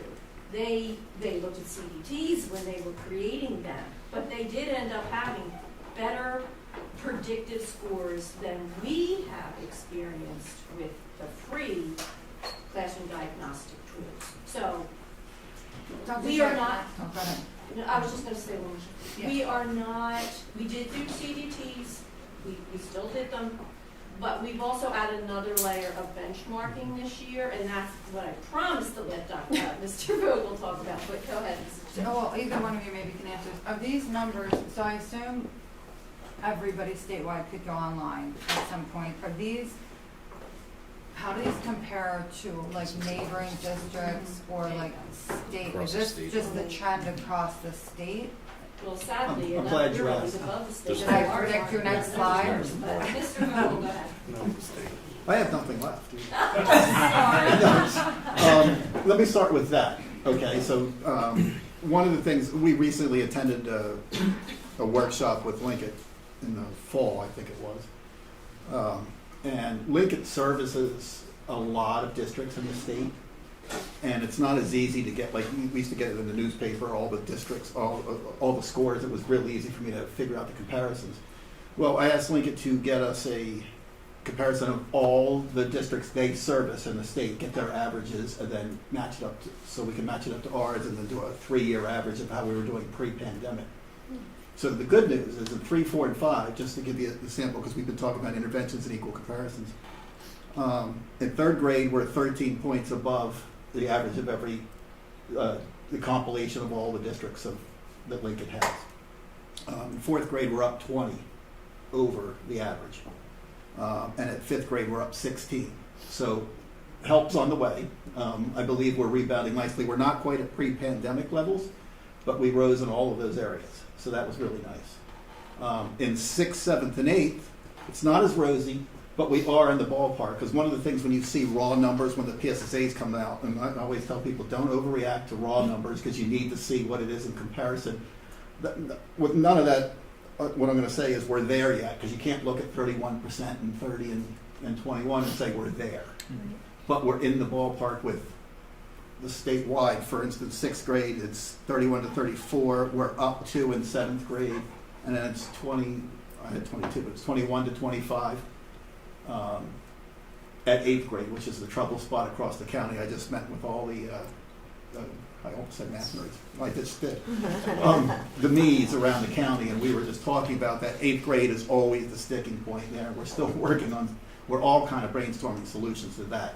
But overall, we're not where we want to be. But we're kind of where we have been as far as In comparison. Which is sad, but this is why nobody can make change for us Yeah. at Wawa, I guess. They just, the math test is brutal with the percentages. So, Say that again? math test, if you look at the math test compared to the other tests, it is brutal for the math. It's, PSSA. yeah, PSSA's overall. But the test is the test, and it hasn't changed, right? For you? No, they take out problems. It hasn't had an overall change since like 2014. Yeah. But within it, they take out problems like when you hit a certain proficiency in certain problems, they pull those out and put new ones in. Yeah. So that makes, the ball, it changes a little bit. But yeah, so we know what we're after, and we know what our previous goal was, and we wanted to get where we were and past that. Right. So we do have a lot of interventions in place. Mr. Coe, can I just interrupt? Could you Sure. tell everybody what the teachers did at our last in-service with the PSSA, because that was really powerful. Okay. So on last month on the 21st, when we had the in-service day, what we did was we put together all the cores, got together and had all the elementary, all grades 2 to 10. And we focused on looking at the way the tests are in all the subjects, because one of the things, actually I was talking to Mrs. Clemmer the one day, we were talking to Mrs. Clemmer, and she said she had taken, is it okay if I say this? She had taken the 8th grade sampler test, and she said a couple of those problems, I'm not going to say if you got any wrong, a couple of those problems were really difficult and challenging. So one of the things we started talking to her about and having a conversation is we found out that it was, and you mentioned a little bit of it there, reading and vocabulary were a huge impediment at times for one, when she was reading it, was very rich in vocabulary. So one of the things we looked at, is it a reading problem, is it a vocabulary problem, is it a combination of both? And we believe it's a combination, even though the vocabulary, we're really working on precise vocabulary. So are the PSSAs getting more, because the test is the test, but are they, it's just a bigger question for than just here, but Yeah. Everybody talks about Americans being behind in math, but are we behind in math, or is it because we're trying to force reading onto kids? All kids should be able to read, they should have a good vocabulary. I'm a vocabulary nerd, like you're a math nerd. But are we testing their math skills, or are we testing their reading skills, and shouldn't we be testing their math skills and math and I'm not blaming, I'm saying to the PSSA, like, why don't we focus on the skill you're supposed to be testing? But that's a problem for Could I a say different there's a day. certain element on some of the problems? Yeah, Yeah. I believe so. But it is what's in front of us. Right, no, I agree. I just, for myself inside, I'm just wondering, if we're making things harder for ourselves than they have to be. Well, so what we looked at, yes, but when we looked at all of across the subjects, what we found is there are certain elements about the way they ask the questions across all disciplines that basically reflect good instructional techniques. So we've been working on how to prepare the students, and how to prepare the students to think about multiple choice questions. We don't do a lot of that. We're very. In fact, I'm guilty of that. I encourage them to get them to think open-ended and think bigger picture, and not just teach. I used to tell my teachers that if you teach the algorithm first, you're going to defeat understanding. I want them to play with the numbers and feel it, and then kind of get an understanding of that, and then you can teach the algorithm. Because once they have the basics of it, teaching the algorithm will get them to understand it. So that's one of the things we're doing here with it leads into the reasoning skills piece, which we also saw was consistent among all the disciplines, with science, with language arts, and math. There's a lot of problems where if you look at the way the things are worded, you can pull out a couple of choices and then really focus your mathematics energy if you're in the math or whatever subject. I'm talking about math at the moment, but you can focus the energy on maybe those other two choices and work on how to solve the problem. Because real life problems aren't about just an algorithm, they're about how to think and reason. Right. I understand that. I just feel like maybe they're going a little bit too far on the. I agree with putting them I agree with you. that. Yeah, I can't get. And what we found is, and I believe we think as a collective whole, what we found was the way they do ask the questions on the PSSA when you get to the question piece is pretty good, and it can improve what we're doing. Because we took a deep dive, we had the teachers take it and then discuss it and discuss what problems. Like if you were taking it and you hesitated for any reason, make a note as to why you hesitated. Like because I took several years of all of the grades of math, just so I was curious. And any problem I stopped, hesitated, even thought for a moment more than I thought I should have. I made a note about it. We went back and looked at the anchor areas, because that's going to lead into what I'm talking about here. But we looked at the anchor areas, the eligible content, the descriptors. We were really deeper than we had ever done, and the strategies. What strategies did you have to use to answer the question? How many times did you have to reread? I missed every part 1, part 2 question. I got part 1, and then I got to part 2, and nothing there supported my part 1 answer every single time. 3, 4, 5, 6, 7, 8, 9, 10. So I realized that's how they catch, right? There's 2 right answers in A, and only 1 right answer in B. So, and to have that conversation with teachers was huge, because now they're structuring things that way, and we saw that across the board. I know we talked a lot about diagrams that are there that have nothing to do with the question, but the kids get stuck on the visual. So they patterned all of those things out. Do we Why not? give any feedback to the PSSA? Yeah, it seems like they're more like trying to trick people than test their skills. So they're driving our curriculum by forcing us to teach now, just so they can pass that test. And I don't know if their test is a good reflection on what we want them to learn, but it's the state of Pennsylvania. So can we give them feedback, or is there an official way to say, hey, I don't like this part? Because to me, it sounds like that sounds like a lot of waste of Everything we're time. doing to adopt, which I don't think it's. I mean, just in the sense that it shouldn't take people with your advanced degree, in my opinion, to have to analyze an assessment test to that level just to get our students to be able to be. Seems to me like the test maybe needs to be. Well, I would agree. But again, that's a bigger problem How does for that process today. work? Do they Yeah. take feedback? Yeah, they do. They absolutely. Okay, I would assume they do. Friday asked me if they're bringing teachers across the state Oh, good. together, and we're. Because that's just what I was going to say. Why don't you Are we guys going? go? Yes, please go talk to They them. haven't done that. We haven't done it in a while, but they Okay. used to do it pretty regularly. I That think should they be have to tested think about what We're the goal forcing is. Yes. What to you're pass trying the to test. get. We're teaching our kids to pass the test more and more now. I'm And not sure spending that's a the lot best of thing to do. professionals' time trying Just so to we get a figure out better how to number. take a third grade math test or eighth grade, whatever, seems to me to be, it shouldn't be that way. You should not have to work that hard to figure it out, in my opinion. So in conversations with some board members from a different sending district, they were talking about, and this was a few years back, but they were talking about how their secondary math scores were not appealing, and their elementary scores were good. And so they thought that the problem was at the secondary level. And what they found through all of the analysis that they did was that the problem wasn't really at the secondary level. The problem was they didn't have the basic building blocks that they needed. They were able to do well and score well in the elementary level, but they didn't have the foundation that they needed to build on. So once they got to the secondary level, they weren't able to build on that to be successful at the secondary level. I believe the curriculum they had at the time was based on the everyday math, which is what we have. Mhm.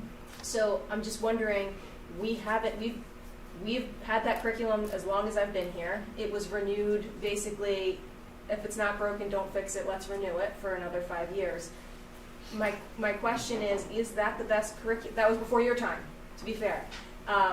But my question is that the right fit? Should we be switching? Because I know that was the outcome in that other district, and that they had seen success from switching. So I'm just wondering, are we setting ourselves up for failure by using the everyday math curriculum? Are there changes we should be making at the elementary level to help give those kids that foundation to be successful?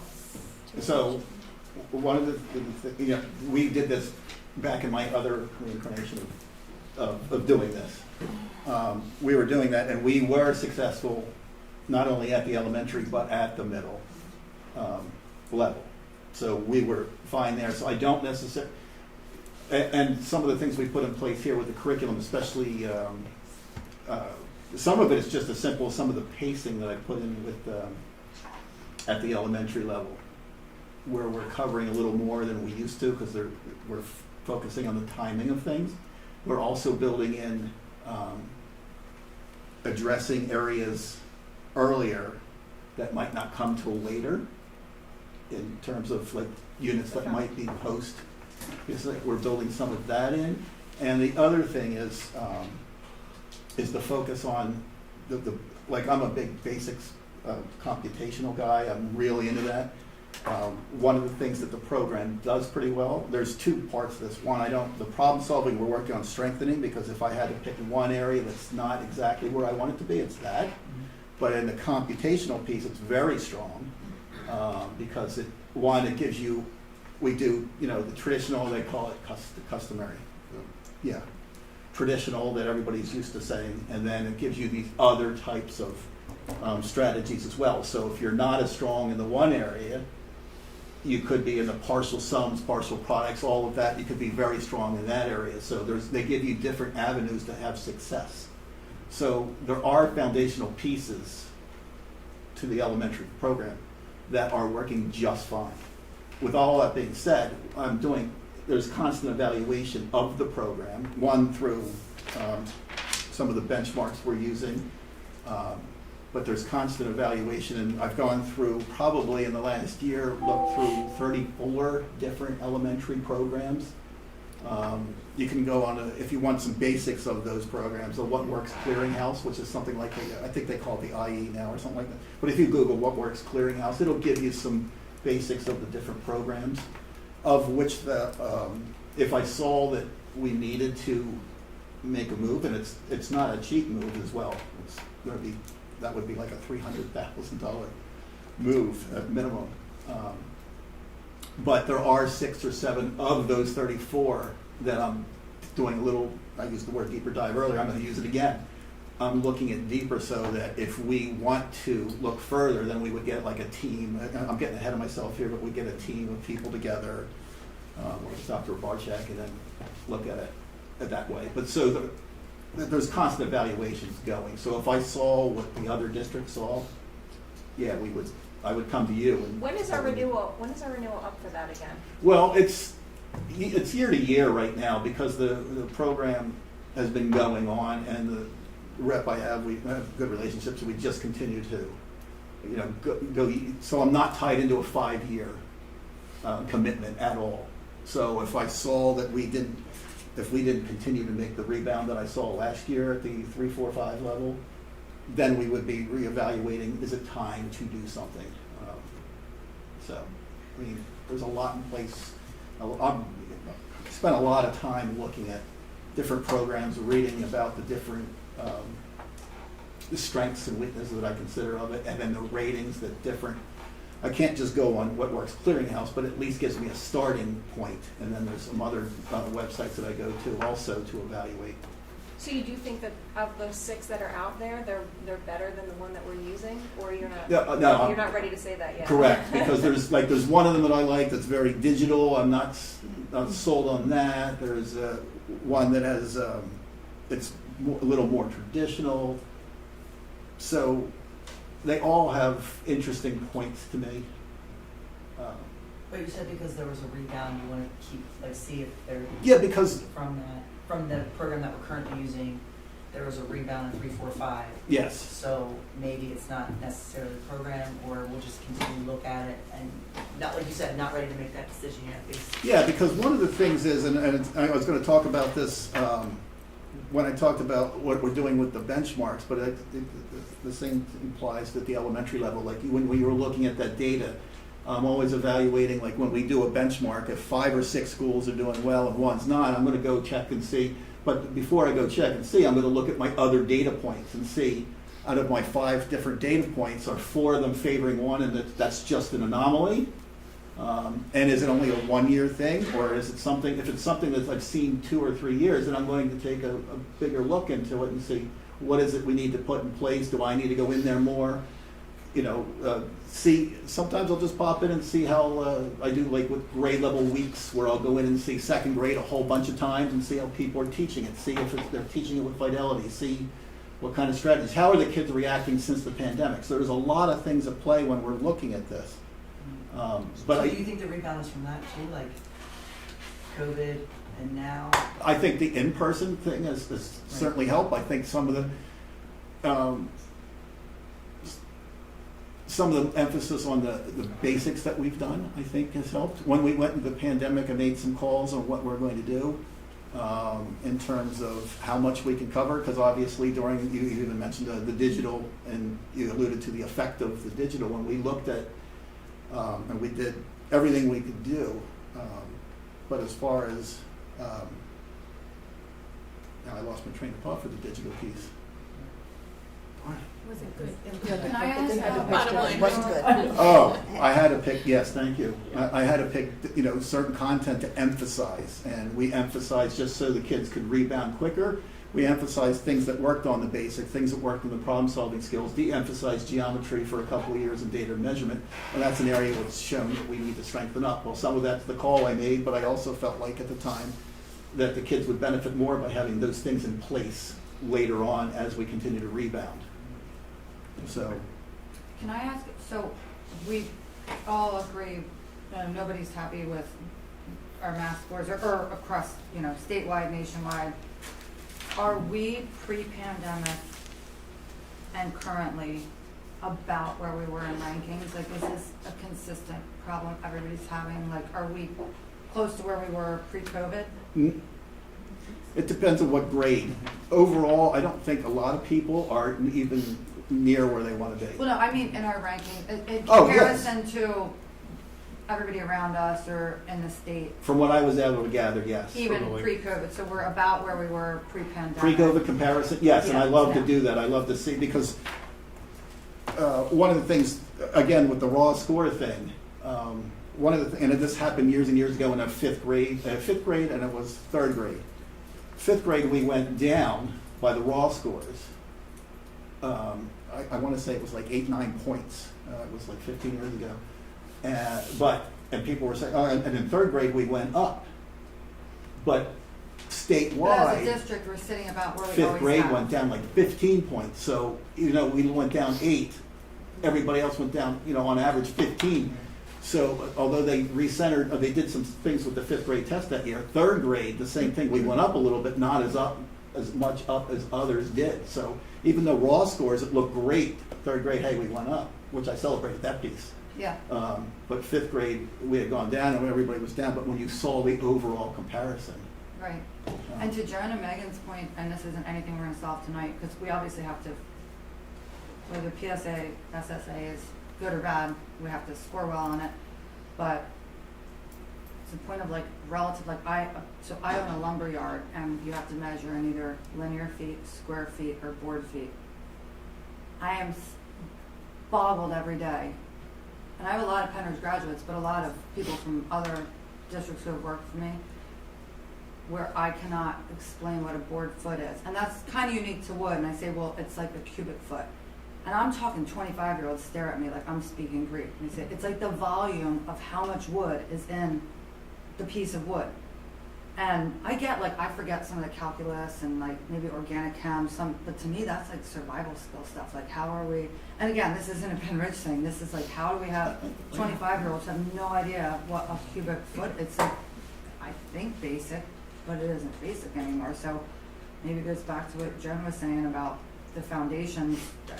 We're teaching so much to understanding the problem that we're not learning like most basic. I think that's really basic. I think it should be, but again, like you have a 30-year-old who does not understand when I say what a cubic foot is, I could be speaking Greek.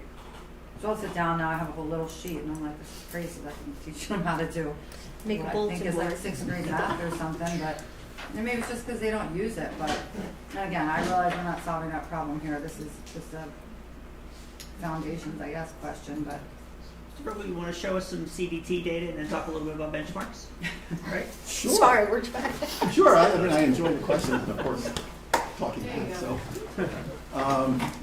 So one of the things with the CDT we've been, and we mentioned, actually I think you mentioned earlier with the CDT, one of the things the CDT does do well is it provides information that's going to help us guide instruction, and because it's adaptive, it helps us it helps individualize things for the kids. However, it's not good for making comparisons like year to year. It's very, because they're different.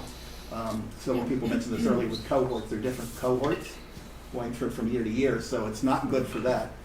But what we can do is, and it's not, again, a total equal comparison, but we had an average growth from the fall to the winter administration of the CDT of 31 points in the 6th grade. So that was encouraging. And then it's 7th grade, it was like 62. And then in 8th grade, it was like 30 points. I look at data too much. It's 30 points. So there was some encouraging signs for the CDT. What I also found was encouraging for this year, because we put so much into place, which I'll kind of outline. But at 6th grade, 39% of the people went up over 50 points in the CDT. In 7th grade, which has been a stronger point for us, 6th and 8th have been the less, 7th grade has been stronger, which is curricular-wise, I'm looking at that as well to see. But 53.8% of the 7th graders went up at least 50 points. And then in 8th grade, 42%. So we are seeing some encouraging signs in our CDT scores. But although we're showing growth in our CDT scores, we have started developed our own benchmarks. Several reasons for that. One, and I've heard people mention this, it's very hard. It's not an apples-to-apples comparison, and we'd like to have that. And we can still always use the CDT as a measurement tool for whatever kid we need. It's there. But the CDT itself, when you do the full one, it takes 90 minutes approximately. Anywhere from 50 to 90, the kids seem to err towards it. So that's 2 periods. 4 times a year. So I wanted to reclaim some instruction time as well. So the benchmarks we're doing take about half a period, 2/3 of the period, and as opposed to losing 8 periods per year on the CDT. Plus it'll give us a chance to do equal comparisons. By us doing this, there's several purposes that it serves us. One, and you've mentioned, a couple of you have actually mentioned it tonight, it's going to provide district data on my end. It's where it helps me to determine whether the curriculum is addressing the eligible content items in enough depth. Okay, so that's the first thing. So that's the piece for me to evaluate. The second thing is the teachers are instantly taking the information that we've gathered, because we've already done 2 benchmarks that we've created, the teachers have created themselves. They're taking that information immediately and incorporating it into either their starting periods with problems that reflect what we're doing in the curriculum that day, or they're pulling out problems that do something from a unit that was from September and October to keep it fresh in their mind. Because one of the things is when you're done a unit, and especially in a specialty course like a pre-algebra that might be segmented getting ready for algebra, you might not think about it earlier in the year, so what you did in the fall, so we're incorporating that in. So that's one of the things that's happening on the teacher end. And so it also is providing the students, taking the benchmarks, because we're trying to write it in the ways that you see in the PSSA. So it's providing the students the opportunity to see and experience the typical multiple choice problems that you see on the PSSA and or the Keystone, and the strategies, reasoning skills that come with it. So we're trying to do all of this in a way that's not just a test prep. When we did the in-service, the same thing. It was more on instructional strategies that will improve us for the long term, but with an eye on the test prep. We think if we get better in the instructional pieces as a result of what we see and the way they write the questions, that it will in turn pay off on a long term for us. So that's the 3 main reasons why we're doing the benchmarks right now, and we're doing it based on, there are 5 main anchor areas in math, and within that, between 6th, 7th, and 8th grade, there's between 11 and 13 what we call descriptors. And that's what we're building the benchmarks off of. From the descriptors, they lead off to, and this is really not exciting to everybody, but it leads off to the eligible content items. So each descriptor has approximately like 2 or 3, on average, actual eligible content items. But we think if we do the descriptor area, the bigger area, and there's a problem overall class-wide, then we can look deeper into that area and then address the eligible content items within that. So that's what we're seeing with the benchmarks. We still have some way to go to develop this the way we want to. 7th and 8th grade were pretty much apples to apples. 6th grade, when we did it, we made the same types of problems, but we raised the difficulty a little bit too much in some areas. So we weren't able to assess, they weren't bad, we didn't lose any ground, it was exactly what we wanted, except that if I was to measure the growth, it wasn't as exciting as maybe 7th and 8th grade showed us. So I think between everything, yeah, that's pretty much where we're at, so. Thank you, Howard. The only thing I wanted to add was, out of all these statistics and all these graphs, I don't really understand how good we're doing compared to the other districts in the area. Like, you could compare us to the state, which I don't think is a valid idea. I mean, that's a broad range, but I don't know if our kids are struggling compared to Central Bucks or Quakertown. I would love to have these statistics and compare them, like PSSAs, to neighboring areas or something, to see if, are we doing better than they are, or are they doing, but because I don't think comparing us to the state average and thinking we're good is really a good way of measuring it, because there's districts all over the state. But why can't we do something where we could say, hey, we look pretty good, or we don't, and then to really judge how we're doing as a school? The closest we can do right now, we are looking at this, at least that I'm aware of, is the Future Ready Index. Went through every school in the county, but it's going by what they have in that data. I have to assume it's all as accurate as possible. I've gone through every school in the county for the last 2 years, and currently are looking. Not done because there's a lot of data to look at, but we're looking at overall. I don't have the numbers of how many assessed, but I do have the overall statistics of how they did. And my preliminary look is that we are also on. Well, yeah, we'd like to see. On par. Yeah, I don't have that yet for you. Yeah. But the preliminary look by looks grade or something, math versus English, things that we're getting tested on. I don't know. I can't answer that question. We're not out of It bounds. seems like there's so many variables, though. Frankly, there's just too many. Even if we have a higher percentage of English language learners, versus other school districts. Some school districts might not have as many as we have, and so if they can't even read the questions, how can we expect them and use those grades with it, or some other learning? You have to judge yourself somewhere. I mean, you can find reasons not to, but. Well, that's why your question is good. That's why we're comparing. That's why I'm I would like to know that. We're looking into all the subjects for the comparison. especially language arts and math, because there's a year-to-year thing. So we're really looking at every school and seeing where we are. I think we're right there.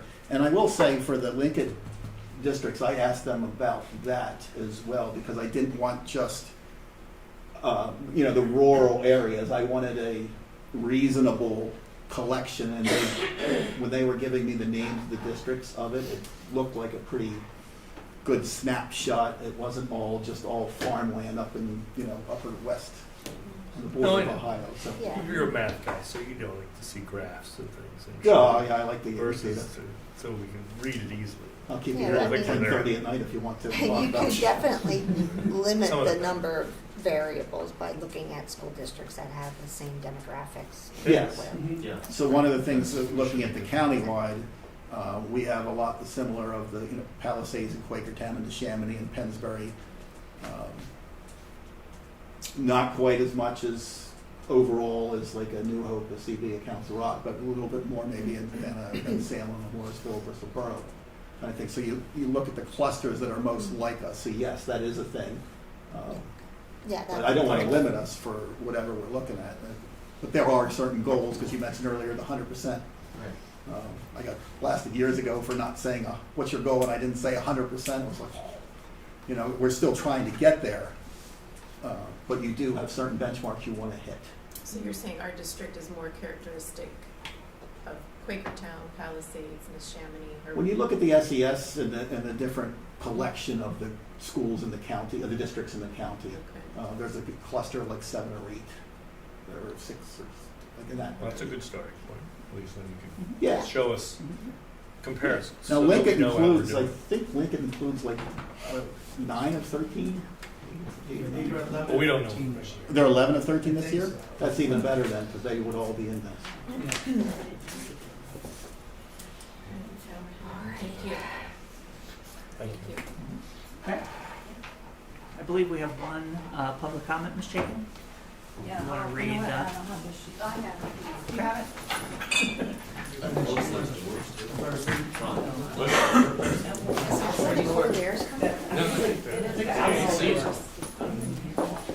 Way out there, Steve. That's actually warmer. I think it was the only sheet that was there. Yeah, I think it was the only sheet there. I think Mr. Rush would like to talk right now. Okay. Yeah. We will. Is that okay? I think she's going to read the 903 policy, and then you're good to go. According You to should be able to policy recite it. 903, we remind everyone of the following: public comment should be limited to 3 minutes.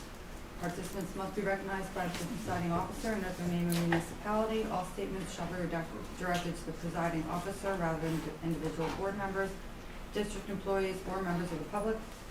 A speaker may speak once during each comment period. So I think you're good to go. There's no microphone over here. Is it okay if I speak here so you can see me? I think so. I can see you. Is that all right? Fine by me. Thank you for reminding me of what a board foot is. I actually forgot. I did know at one point. A lot of data, a lot of numbers, and if anything, for those of us who don't do this work day to day, me included, it's a reminder of the intense work that goes into trying to get kids to learn. So thank you for all the presentation tonight. My name is Lee Rush. I live in Percy. And I wanted to focus tonight a little bit. I thought this was a policy committee meeting. I know it was postponed the next week, so I wanted to come tonight to talk a little bit about the policy for the survey. I hope that's appropriate. Is that okay? Is that on the agenda? Yeah. So I want to focus on some questions that were asked in the past about conducting a survey. Questions such as, do students take the survey seriously? What's the purpose of it? Is it beneficial? Doesn't asking questions and focusing on mental health issues add to the problem? Does asking questions about suicide and alcohol and other drugs introduce the idea? What's the purpose of asking about one's parents, and do they argue about the same things? These answers are available to all of you.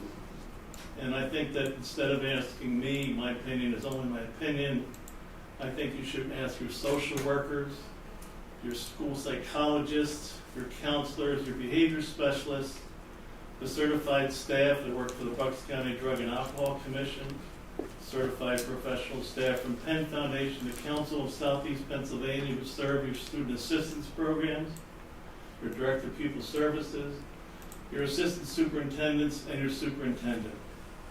And finally, ask all the students who have been served by your district's intervention programs and their parents, all the people that have faced challenges. Last week I talked about a culture that asks adults before they do any business, how are the children?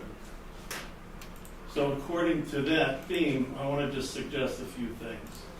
That some of our kids here in Penridge are doing very well. Some are doing okay. Some we don't really know how they're doing, and many are not doing well at all, at least in the realm of their current answers to these questions. In the past year, how often have you felt sad or depressed? In the past year, have you ever considered suicide? In the past year, have you ever attempted suicide? And if you did you need medical treatment for that attempt? So here's some of our data that's not reflected in any academic work. And by the way, I think we all remember Maslow and Erickson that taught us many decades ago that unless your physiological and safety needs are met, you're never going to get close to 100% academically. You can't get there cognitively without the basic. So the last time we did this survey, 409 students in our current class of 2024, 26, and 28, our current 7th, 9th, and 11th graders, 400 of them told us that they were sad or depressed most of the time in the past year. You're not going to be able to figure out cubic feet of anything if you're sad and depressed a lot. 340 of our students who are currently in our system in 7th, 9th, and 11th grade this year said they were so sad that they stopped doing different activities. And I'll give you that some of this is pandemic related, we know that. I'll finish up in just a minute. But most disturbing for me as a former counselor of young people, many of whom I went to their funerals because they did complete with suicide, 162 of our current students, or 14% in 7th, 9th, and 11th grade, have considered suicide, and 87 have attempted it. Now, many people question and say, how would we help those people? If we know there's 87, how do we know? I think you have to ask your counselors and your psychologists. They know some of them. But what's great about this district is they've always focused on the social and emotional needs of kids.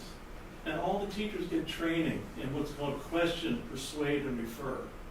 They're highly trained people that are looking for those signs, and they will make sure that it get referred to where they need to be. So my last thought is, I really hope you slow down before you make the monumental decision of no longer using a survey that we've been using for almost a quarter century. Because it's not just Penridge that benefits by it and by the people that get help. It's people throughout the whole county and even the state. And if Penridge District refuses to do a survey, it may be one of the first districts in our entire Commonwealth that will no longer do it. And if you respond that we're going to come up with their own questions, I think that's rather ridiculous.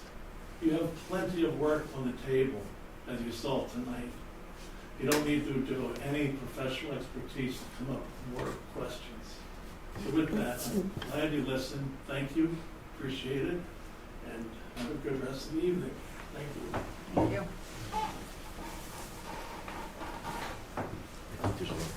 We want to take 5 minutes? Can you turn the Mr. AC Thomas? off? Okay, welcome to Freedom, and then since there's no public comment, we can get right into it. So Mr. Daney for Earth and Space. All right, so I am bringing 2 courses to you tonight. First is Earth and Space Science. This is a junior and senior level course. It's an introductory Earth Science course that focuses really on those 4 core areas that you'll see up there. We have 4 really robust units that are part of this course as far as meteorology, astronomy, geology, and oceanography. I'm just going to jump into the geology unit here. So again, we can point out some of the ways that we're using these new standards that have come across to us from the state of Pennsylvania. So you will see, as we scroll down here, that these are those new standards here from the state of Pennsylvania and what they are asking our students to do. They're asking us to evaluate evidence. They're asking us to analyze geoscience data, to develop models, and really plan and conduct investigations. So with that, it does take a lot of content and a lot of skills to be able to backfill to make sure that our students are able to meet those needs. So if we were to continue to scroll down through any one of these, again, you'll see there are a number of essential questions. And then there is a really robust amount of content that goes into this. But think about this as this is a quarter of the class that lives within this unit. And really when they are getting into these topics when it comes to planning and conducting these investigations, that this is the content that feeds those investigations. This is the content and the skills that feeds into what that developing models looks like and feels like. And you'll see, again, when you look at the content, that this is inclusive of rock cycles, weathering and erosion, all the way down here to plate tectonics, your volcanoes, your mountains, your earthquakes, all of those things that we remember as our traditional earth and space science classes. Those factors all come into play here in this course. Again, the real piece of it that elevates it and takes it to that next level is what we are asking our students to do with these performance expectations. So again, a lot of the content and skills gets tweaked and gets moved and manipulated a little bit to make sure that our students are able to meet these performance expectations as part of their class. So again, that's just one example. If you dive into any one of those 4 units, you'll see something very similar as far as the robust content that Mr. Plawa and Mr. Raybuck have put in there over the course of the last probably 18 months as they've been working on this together during our professional learning time. So which students would take this? It says this So this not is for college students. So this is primarily for our juniors and seniors Okay. that are choosing or are not really sure as to whether or not they want to go off to college. So again, this isn't necessarily going to be students that are going to go off and be into your full science majors unless they're going off to be, going to get into geosciences and some of those pieces, some of the environmental sciences, but we'll talk about environmental science next. So really, this is for those kids that are not going to go down that hard science, doctors, engineers, unless, again, they're going to be looking at getting into the specific kinds of areas. So, and I know you said for like junior, senior, what, besides this option, if those students still, maybe they're not on that track, they don't want to take that pathway to go to college, what are their other options besides Earth and Space? So we have a Properties of Matter class. We have a Principles of Science class, which are basically 2 more general science classes.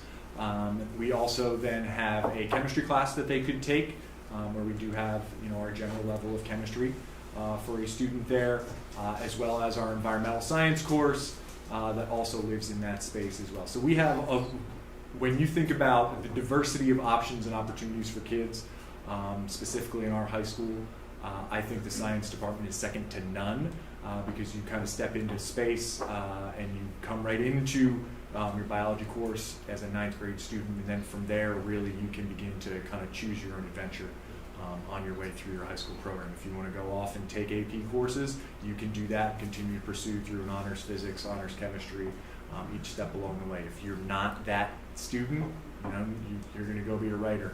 You're going to go be an English teacher. You want to go be a historian. You might not go down the road of honors physics and honors chem because you want to make sure you're into AP English classes and things like that, so that they can really balance those pieces out. But yeah, I would say from at the high school, I think the science department has more options and opportunities to choose that, to plot that path for yourself for your interest. And I would feel confident than any of my colleagues. Any other questions on? So is this a simpler science thing for people who are not? Is it? I don't believe so. I think this is really an opportunity for kids to really begin to explore a lot of the things that are happening around them that they can see, touch, feel. Chemistry becomes very conceptual in nature, right? Like we can't necessarily see all the atoms bouncing around off one another and causing reactions. You can see the byproducts of those things. But this gets really tangible where you can see the outputs of what is happening here when you get into meteorology and those things. We can see how, you see the fronts coming across the country, you see the rain, you see the hail, you see the snow. Those are the types of things. So this course really does dig into a lot of those details. I've had the good pleasure of being in Mr. Plawaw's class on any number of occasions, and when I tell you his students are working hard, they are working hard within this class, and they are really putting in place what these new standards are asking us to do. So what would a student take now? I think it's like up to now, this is like a third. So if this would be their third class, they would have taken biology as a 9th grade student, and then they would have taken physics as a 10th grade student. So that would probably be an academic bio, then an academic physics, and then an academic. Then they would hop in here to Earth and Space, and then again we have some students that from here have moved into environmental science. We have students that have moved from here into our properties of matter and principles of science. We've also had a number of students where this is where their science adventure ends. Breaks my heart, but it's what happens sometimes as they make different choices along the way. So that's kind of for the next steps. Again, they have a lot of options and a lot of choices.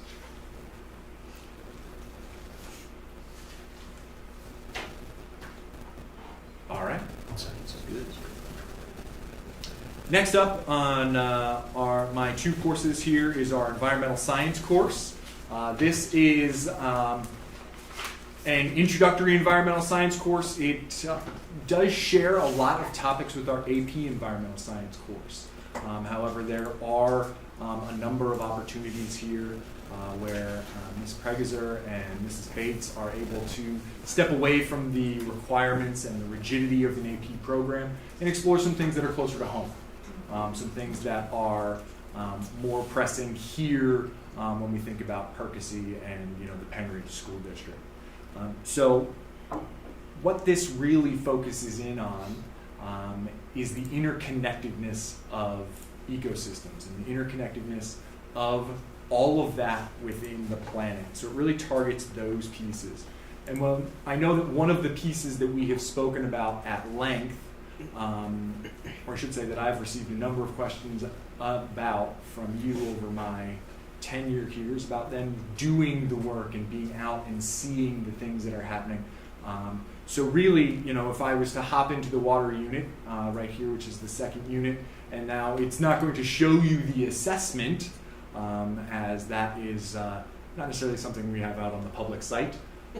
But really what Mrs. Bates asks of her students to do is they are really exploring the wastewater on our campus and what happens with that wastewater.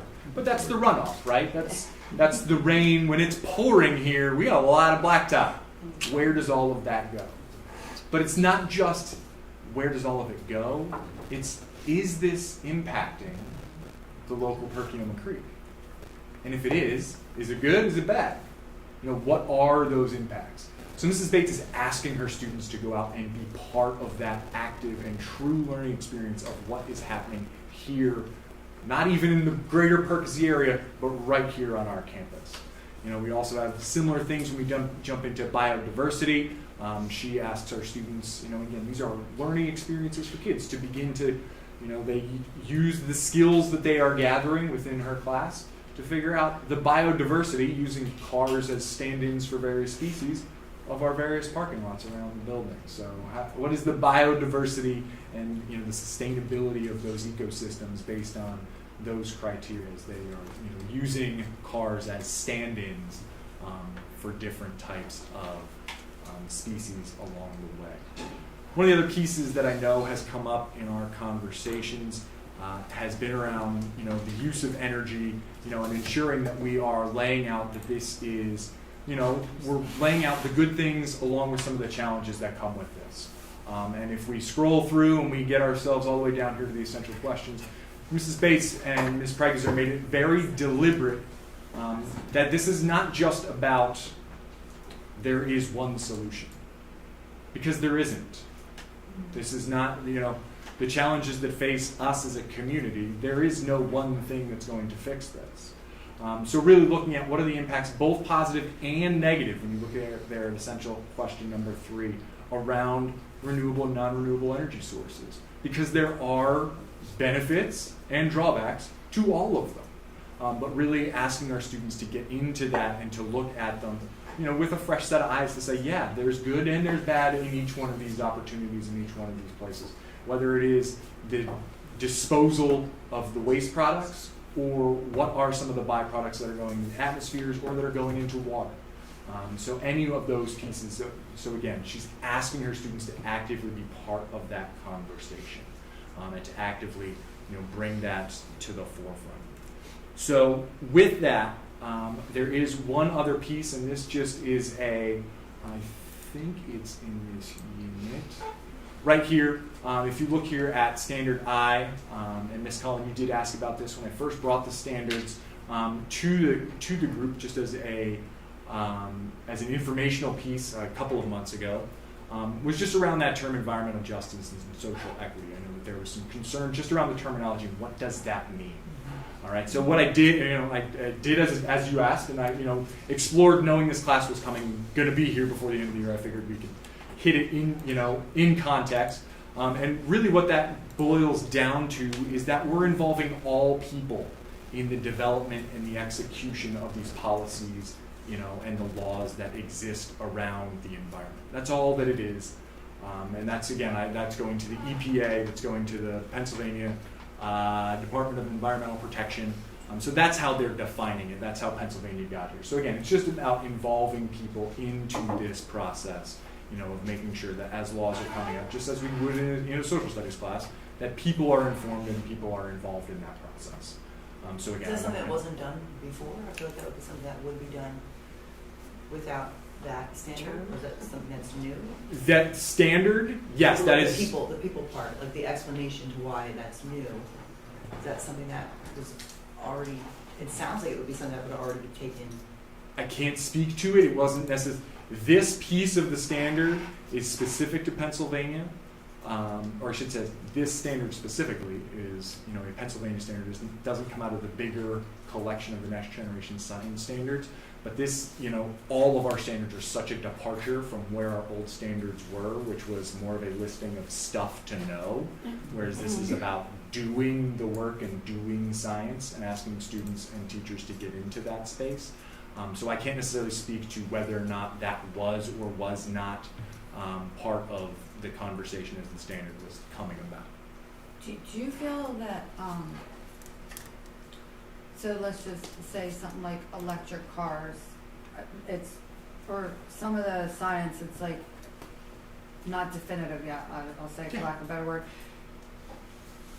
Is this course, and again, this is just one example, but so these are the pros for electric cars, and then would they talk about, what do we do with the batteries after, and really, because a lot of science right now is kind of debatable, I guess, in some parts, especially with environmental science, I think more. Do you feel like this course balances it pretty well? I feel like that's what you're touching on, but so one of the pieces that exists in all science classes and in science as a discipline is it's the rules until it's not the rules anymore. Right. So the world was flat until it wasn't, and looking through those things. Thought it was. So do we not? So I'm sorry to break that news to you tonight. We'll talk to you about that later. So is the term "science is settled" forbidden? Because that phrase "the science is settled" has always kind of bothered me, because that's the nature of science. You're always questioning it and doing new research, and the rules are the rules until they change. Correct. So, I mean, I don't necessarily know that I want to get into the banning of just, phrases, but no, but it's just. But that is the nature of science, settled. That we are always pursuing deeper and better and more thorough understanding. That is the nature of the discipline itself. I guess maybe I'm sorry, not banning the phrase, but there has been a lot in recent years of people who try to question what the prevailing view is, that they get shut down and shamed and canceled. And so I guess what I'm saying is not to say that people can't say it, but the spirit of how we teach things is that science is always changing and can be Absolutely. I would feel confident that if, we got new information, and that an asteroid is coming this way, and we just didn't see it, that Mr. Plowlaw's class would be discussing that because it's new information and it's real and it's true and it's happening and it's coming towards us. So those are the pieces. But again, the specific discussion points around this is about talking about the fact that when we put a windmill in, yeah, there's benefits to that. But we're also disrupting somebody's ecosystem. Okay. There's good stuff, and then there are challenges. So, and Right? that's what I guess. my Nuclear concern is energy, showing. really good. What do you do with the garbage when it's done? Right? Like there's all of these things, and that is all, when we talk about energy, no matter which class it is in, we talk about it in this class, we talk about it in physics, when we talk about these things, it is about the complete picture. Like none of this is perfect, and there is no silver bullet to any of these questions. So that's really the premise. Now, again, when you look through the content, it lays out, hey, this is what's here, this is what's here, this is what's here. We didn't know when we first started this that burning, oil was necessarily going to be good or bad. We just knew that it worked. We don't really know how good or bad these phones are. But we've just decided we're going to sleep with them for, the last 15 years. Like, this is just the reality of the situation. We'll figure it out. But that's this is ever evolving. And that type of learning is important for our kids, and that's one of the really nice things about Atlas is it affords us the opportunity, as new information does come up, as new breakthroughs are made, that we can quickly and be very reflective and responsive to making those changes to make sure our kids are getting the best and most current information. Is the information from the environmental just on Pennsylvania? Are you looking just at PA currently, or? So this collection of environmental literacy skills, this is, this environmental literacy and sustainability standards, those are specifically developed by the state of Pennsylvania. Have you looked at broadening that out a little bit? And I'm really interested with the coal industry. Mm-hmm. Very Pennsylvania. Mm-hmm. We've got issues up in Centralia again with undermined fires. But we have another issue that's, and you hit on it, it's lithium batteries. Mm-hmm. And if you look in today's world, how they're actually finding lithium and how they're pulling it out of the ground is a whole other subject area, which makes what we did at the coal mines look like you were back in the days of Egypt. Mm-hmm. When they're building pyramids. And that's again where we come to looking at both what are your benefits, right? It holds power, it's light, it does a really good job. But what is the challenge that comes with that? How do I get rid of it? So you can make the analogies of looking at Pennsylvania coal versus lithium, so the student understands that. Exactly. So we make it a point, and again, this, and I hate to keep tossing it to Mr. Plowell's class, but again, even within his class, when we get into those, geology spaces, we talk about those things because that's where this stuff comes from. It's coming from the ground. So what are the impacts of those things? So those things are happening. Absolutely, that's part of the dialogue. Okay, and I like what Bob was getting to too, and how we're getting it. That's always like my thing, that both, and I don't know if you could speak more to this like in your class, but just both sides, because there is controversy of like where we're getting it from and how we're getting it. If there's like, slave child labor. Thank you, slave job labor happening, and that's how like it's getting from different countries, and to here, just not that it's like you have to harp on one, just presenting like here are the benefits, but here are some things like even with windmills, like you mentioned, disrupting. Just I think that's where the heart is. Like these are great topics, but some of them are controversy, and there's two sides, and just presenting both. Like I don't know if that's how it's done now, or moving forward, that would make me more comfortable to approve.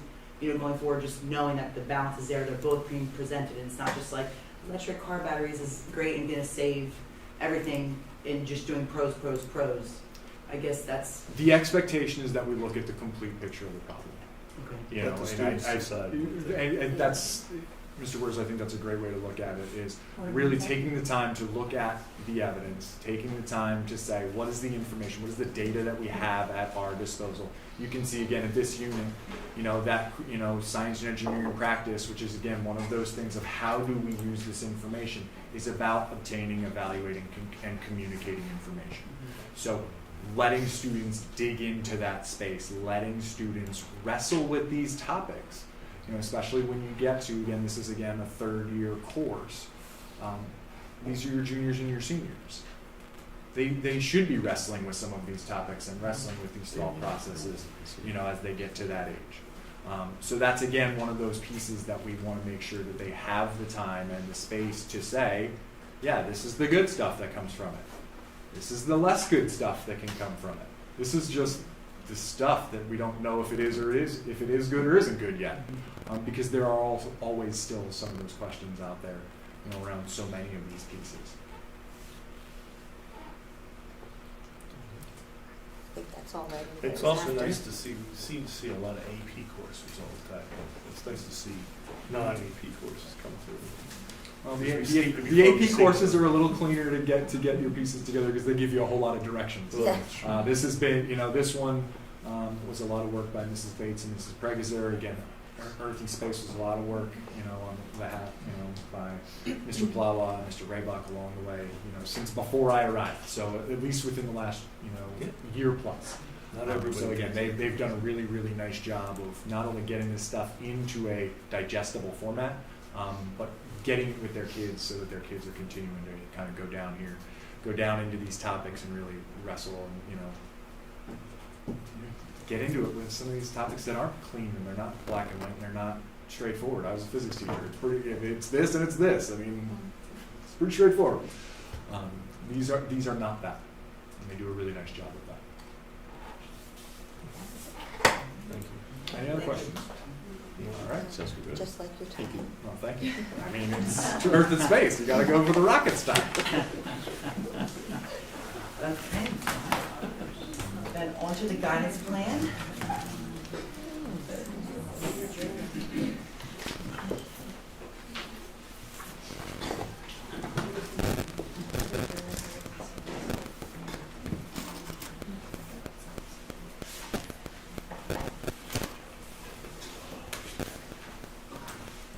What time did you say this meeting was supposed to be? 8 o'clock.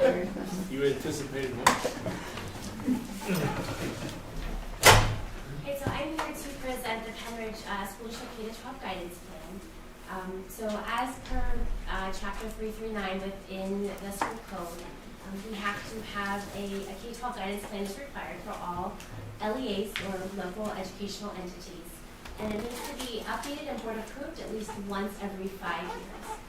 So I'm bringing it to you today. We're going to take a look at the different sections of the guidance plan and then examples of what goes within each section. Before I continue though, I have to give thanks to the guidance team that worked with us. We started this process in the fall and we've met every month. We had Allie Riegel and Colin Leach, who were elementary counselors. We had Eric Tooney and Nikki Marchese, who were middle school counselors. And we had Ashley Plawa and Shannon O'Sullivan as far as the high school. And I want to thank Shannon for being here and sticking it out to just as a support. So thank you, Shannon. Along with that, what happened is as we went through the guidance plan and we met monthly, we then would take sections back to our complete guidance group at every level. We also had Chris Dyer come into our meetings as well to talk with him about the pathways. And then we also worked with Rachel Holler as well, who works with all of the counties in this, the whole county and all the people that are working on their guidance plan. So those are just all the people that were involved as we went through. Since one of the defining factors is the fact that we send kids to a technical school, I'm kind of surprised that we didn't reach out to include Mike Carrera or Morgan Welding or someone from the technical school. So we gathered the information from what we do in conjunction with the technical school. They actually they actually have their own plan as well. They have to submit a 339 plan. Right, I guess I would have thought that we would want to coordinate and get input on making sure that we are preparing everybody the way that, Making sure we're on just the some same input page. from them since they're, Yeah. Well, I think we've had our past practices that we've done with the technical school. You'll see information that we've gathered from them when working with them each year as students go. But we will get to a point where you have that stakeholders meeting that we will look to include the career and technical school as part of that group that will meet at least twice a year to talk through components of it. So the first piece of the plan is the guidance mission statement. So this mission statement actually is from the previous plan, so it has not changed. You'll see the topics delineated throughout the plan where we talk about the student-centered experience that supports the academic, career, educational awareness, and social emotional development of our students. So as we go through the plan, you're going to see that a lot of the things that we work on with the kids is delineated in those 3 sections. So as I go through, you'll see that more often. But the plan did ask us to show our guidance mission statement. Like I said, it's what we've done from last year. So these are the sections of the guidance plan that were given to us, for PDE. So what I'm going to do now is I'm going to go through each area specifically. As you're going to see, there will be some overlap for some of these sections. When I first read some of the sections, at least the topic, I thought, well, what is this? But then when I actually saw what they were relating to, it really does connect nicely. So I will go through each one and explain to you what it is, and then give you an example of what it looks like within the plan. So the first one is career and technical curricula. So similar to our previous guidance plan, the team identified the different activities that occur throughout the school year. And it's broken down into the sections of academic, career, and social emotional. And then it also notes to specifically include activities to assist students with career planning. So what you'll see is within the full plan, it's broken down by month, and it's also broken down by elementary, middle, and high school. Because you'll see some overlap, but there also is some differences as well. And what was great to really, when we took a look at the calendar, it was pretty amazing to put everything in one spot as far as all the things that we're doing to help support our kids when it comes to career and education awareness. So this is an example of what it would look like in November at the middle school level. You'll see academic, the middle school course selection update, so they're talking with the high school, and you'll see it's grade level 8 as far as what course selection is going to look like. In career, you're going to see interest in work value surveys that are done. You'll see we're going to talk about their career plan that's done at the end of 8th grade, which is where these pieces are included. Promote the tech school open house with announcements. That's done a lot throughout the entire, within middle school and up into high school. So that's something else that they're working on. The 7th grade bullying presentation, holiday help setup, and then parent and teacher conference and follow-up, because our counselors are really involved in those pieces as well. So we wanted to know that that's something that they're also doing to help support kids. So some other things that might be worthwhile to add, the technical school, and this would have been in the old plan, but the technical school has been doing camps over the summer that are open to kids 3rd grade and up. Mm-hmm. And it's a great opportunity for kids to come in and experience several different trades for a couple of days out of the summer. So that could be something that when we're talking about advocating, helping to publicize the open house, publicizing those camps as well, so that a lot of those other parents, because I feel like a lot of people had no idea that those existed, because, I think it's kind of a double-edged sword, right? Because I feel like if we start really advertising it, they're going to realize pretty quickly they don't have enough space to accommodate everybody when everybody starts signing up, but it would be nice to include that. The other thing, the technical school, every single one of their programs, the teachers created a video that really explains each one of their programs and helps the kids, if they're interested, to know what is mechatronics, what is machining, right? And so if we could include in here too, maybe even it's something like throughout younger grade levels that, we're going to show this video at this time and this video at that time, because I feel like a lot of times people don't even know what some of those things are. Sure. And so if we're able to build that in as far as watching, making sure that they see some of those videos to be able to see what some of those are. We talked about too in the past about adding speakers to open houses, speakers to our back to school nights, having them come and speak to parents, because a lot of times parents don't necessarily have the accurate information anymore. Because when I was in school, you couldn't take high-level math classes, high-level science classes, and combine that with some of the courses over there because it was integrated, and now it's not. And so I don't know that parents know that. So there's a lot of factors like that and a lot of pathways that I don't think parents are aware of. And so I think that would be another thing that hopefully we could include in there. Another thing that we've been talking about, and we did this a couple of years ago, and our schools, our middle schools were really successful. The What's So Great About Manufacturing. The person who started that actually came out to our technical school a few months ago advocating for that program. It was a really neat experience for kids going in and creating those videos, and our middle schools won several different awards in that event. And so that would be another thing that I think would be good for us to put in the goal here, to include something like that. I believe there may be a few of those, because this is just November. This is just November for the middle school. So I'll go back and look, because we broke it down by month. So there might be components of that, I believe, already associated in the different areas of the plan. I know the videos are, I know that we've had the back to school nights where we've had, just for the technical school, we've had just those sessions for parents to come in. But I can go back and look through those to see if they're associated in the other months of the plan. I think there's one that we do with that. There's one that we do where it's like a room that you go to and you can pick where you're going, right?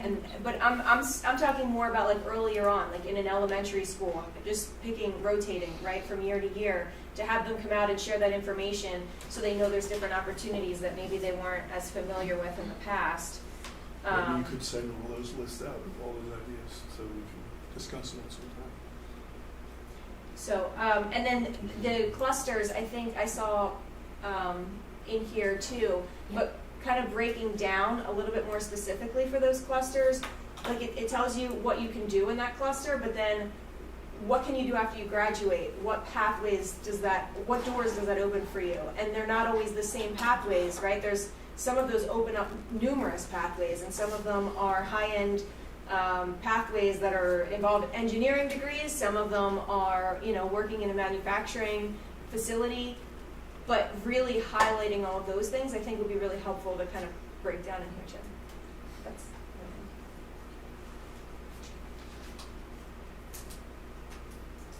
the next component of the plan talks about the educational career plan, which is what is completed by students by their 8th grade year. And I didn't realize this until I started in this position, that Pennsylvania is actually the first state in the United States to require that all students graduate with a personalized career plan and portfolio. So that is tied to the clearly defined K-12 career education benchmarks.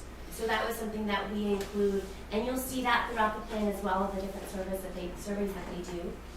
So what happens is that as we do the different activities, they're broken down into 3 different areas. Who am I, where am I going, and how do I get there? And as you'll see as an example of grade 8, these are some of the different things that the kids will experience, as they're going through the different lessons that are presented to them. The other piece I wanted to talk about too is you'll talk about acronyms. CEW is Career Education and Work Standards, and they're broken down into 4 different areas. And you'll see as well that all of those career education work standards, you'll see those further in the plan, and then it talks about the different activities that then apply to them. So it's really nice how everything kind of comes together. It's really neat to look at the career plan at the end of 8th grade, and I have an example of that I can send out to you so maybe you can see it, where it has all different statements. It talks about what the students want to do, their different interests, and again, it's great that the conversation is happening so early. This is what they're doing in middle school, so then by the time they hit high school, they have an idea, and then we continue to explore those different areas.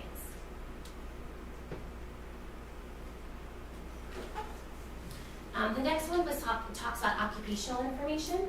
So these are just a list of external resources. You'll see here that these are some of the pathways for the upper bucks, and it's just a snippet of what they do, but it just talks about, and it relates to the 13 national career clusters.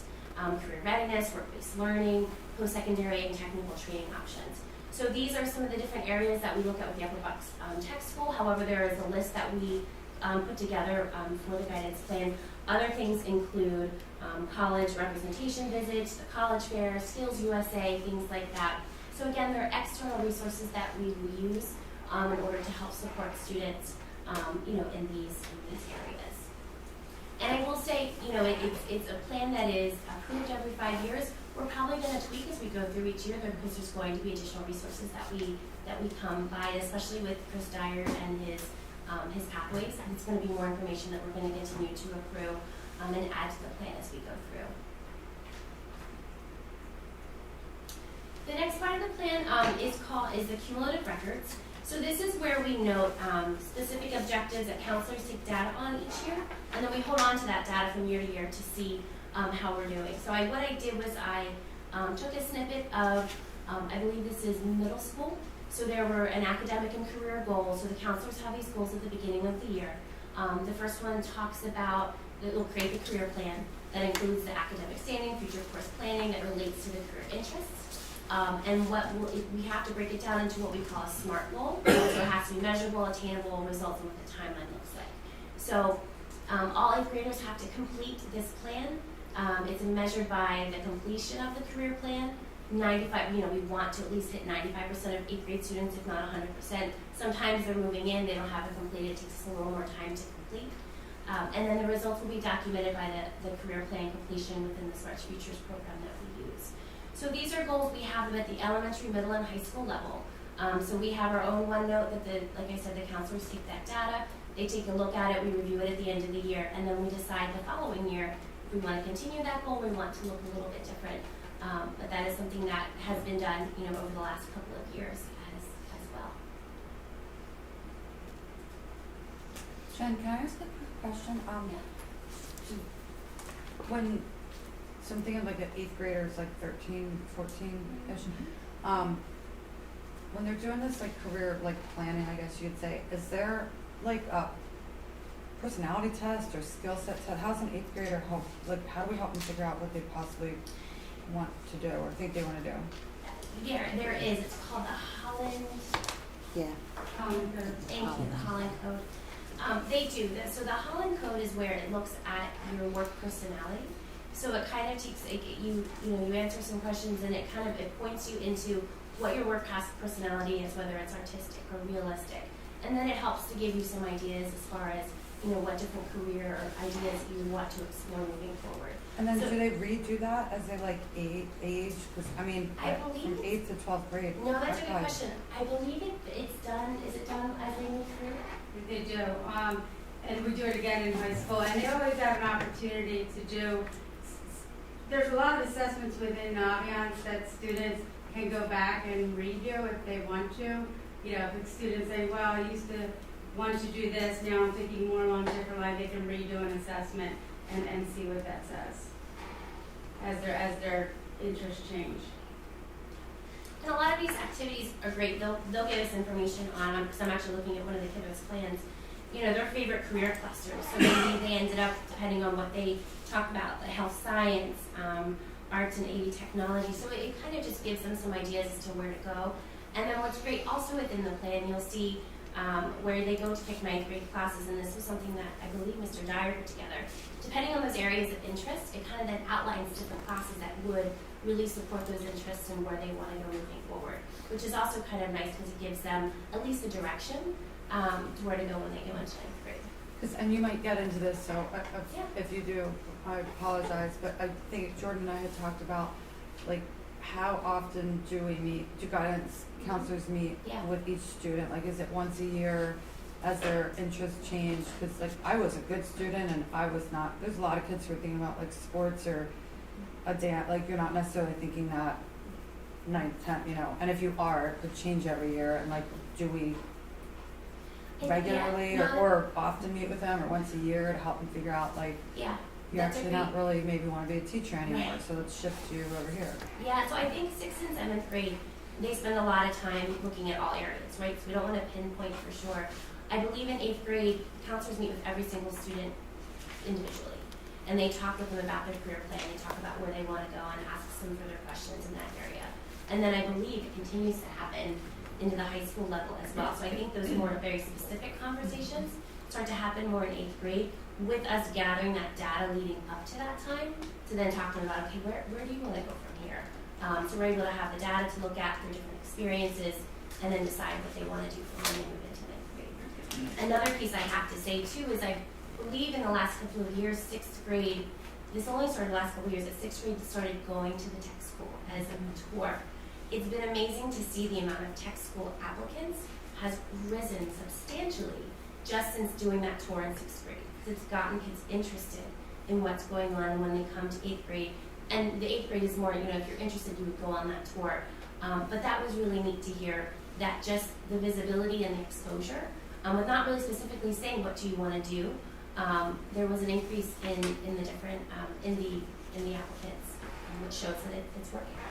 So I think we asked way back when Pathways was starting, kind of on the same idea as whether you reassess them as they go along.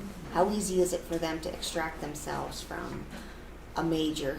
I mean, because a pathway is sort of like a major. If they want to change, when you go to college and you change your major, that can add time to college, but you don't have that option in high school. So how do you make it possible for them to move between and not get locked in?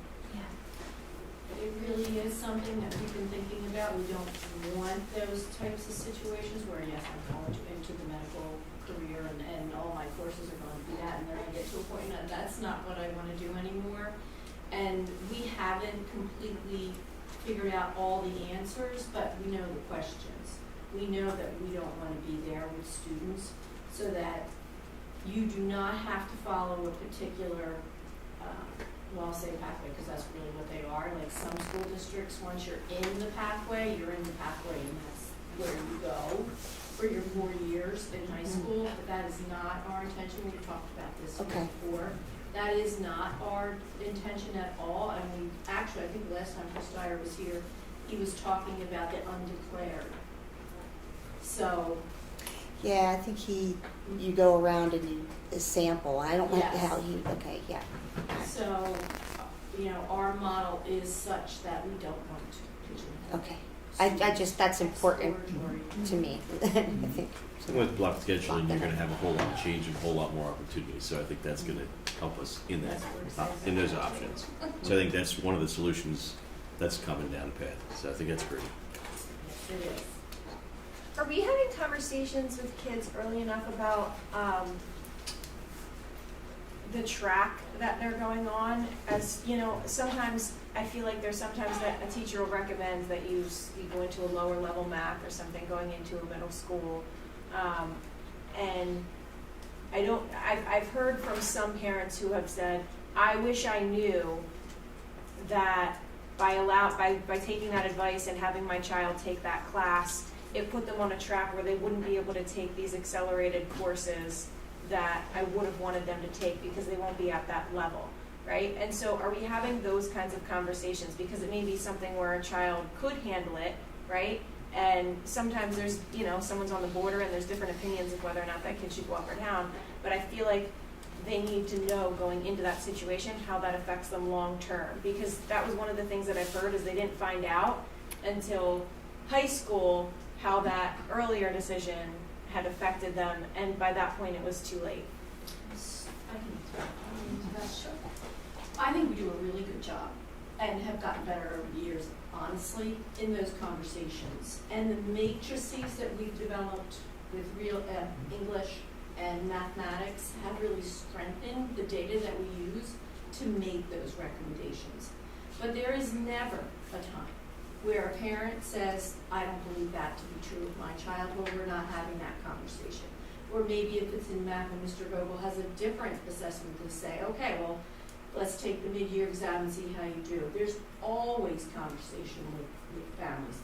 And in addition to that, we do help the kids understand when you make this choice, this is how it will affect your later choices. Now, sometimes that's not perfect and it doesn't always work out, but it isn't because we haven't communicated it. Or, in the end, and the parent says, well, look, my child's going to go in there to go to the Algebra 1 course, even though our recommendation is that we don't think that's the right thing to do, and sometimes that happens anyway. And sometimes the result of that is, the first marking period, the student doesn't do well, and we bring them back. And sometimes the student rises to the occasion, does great, and moves on. And we are flexible across the board with that.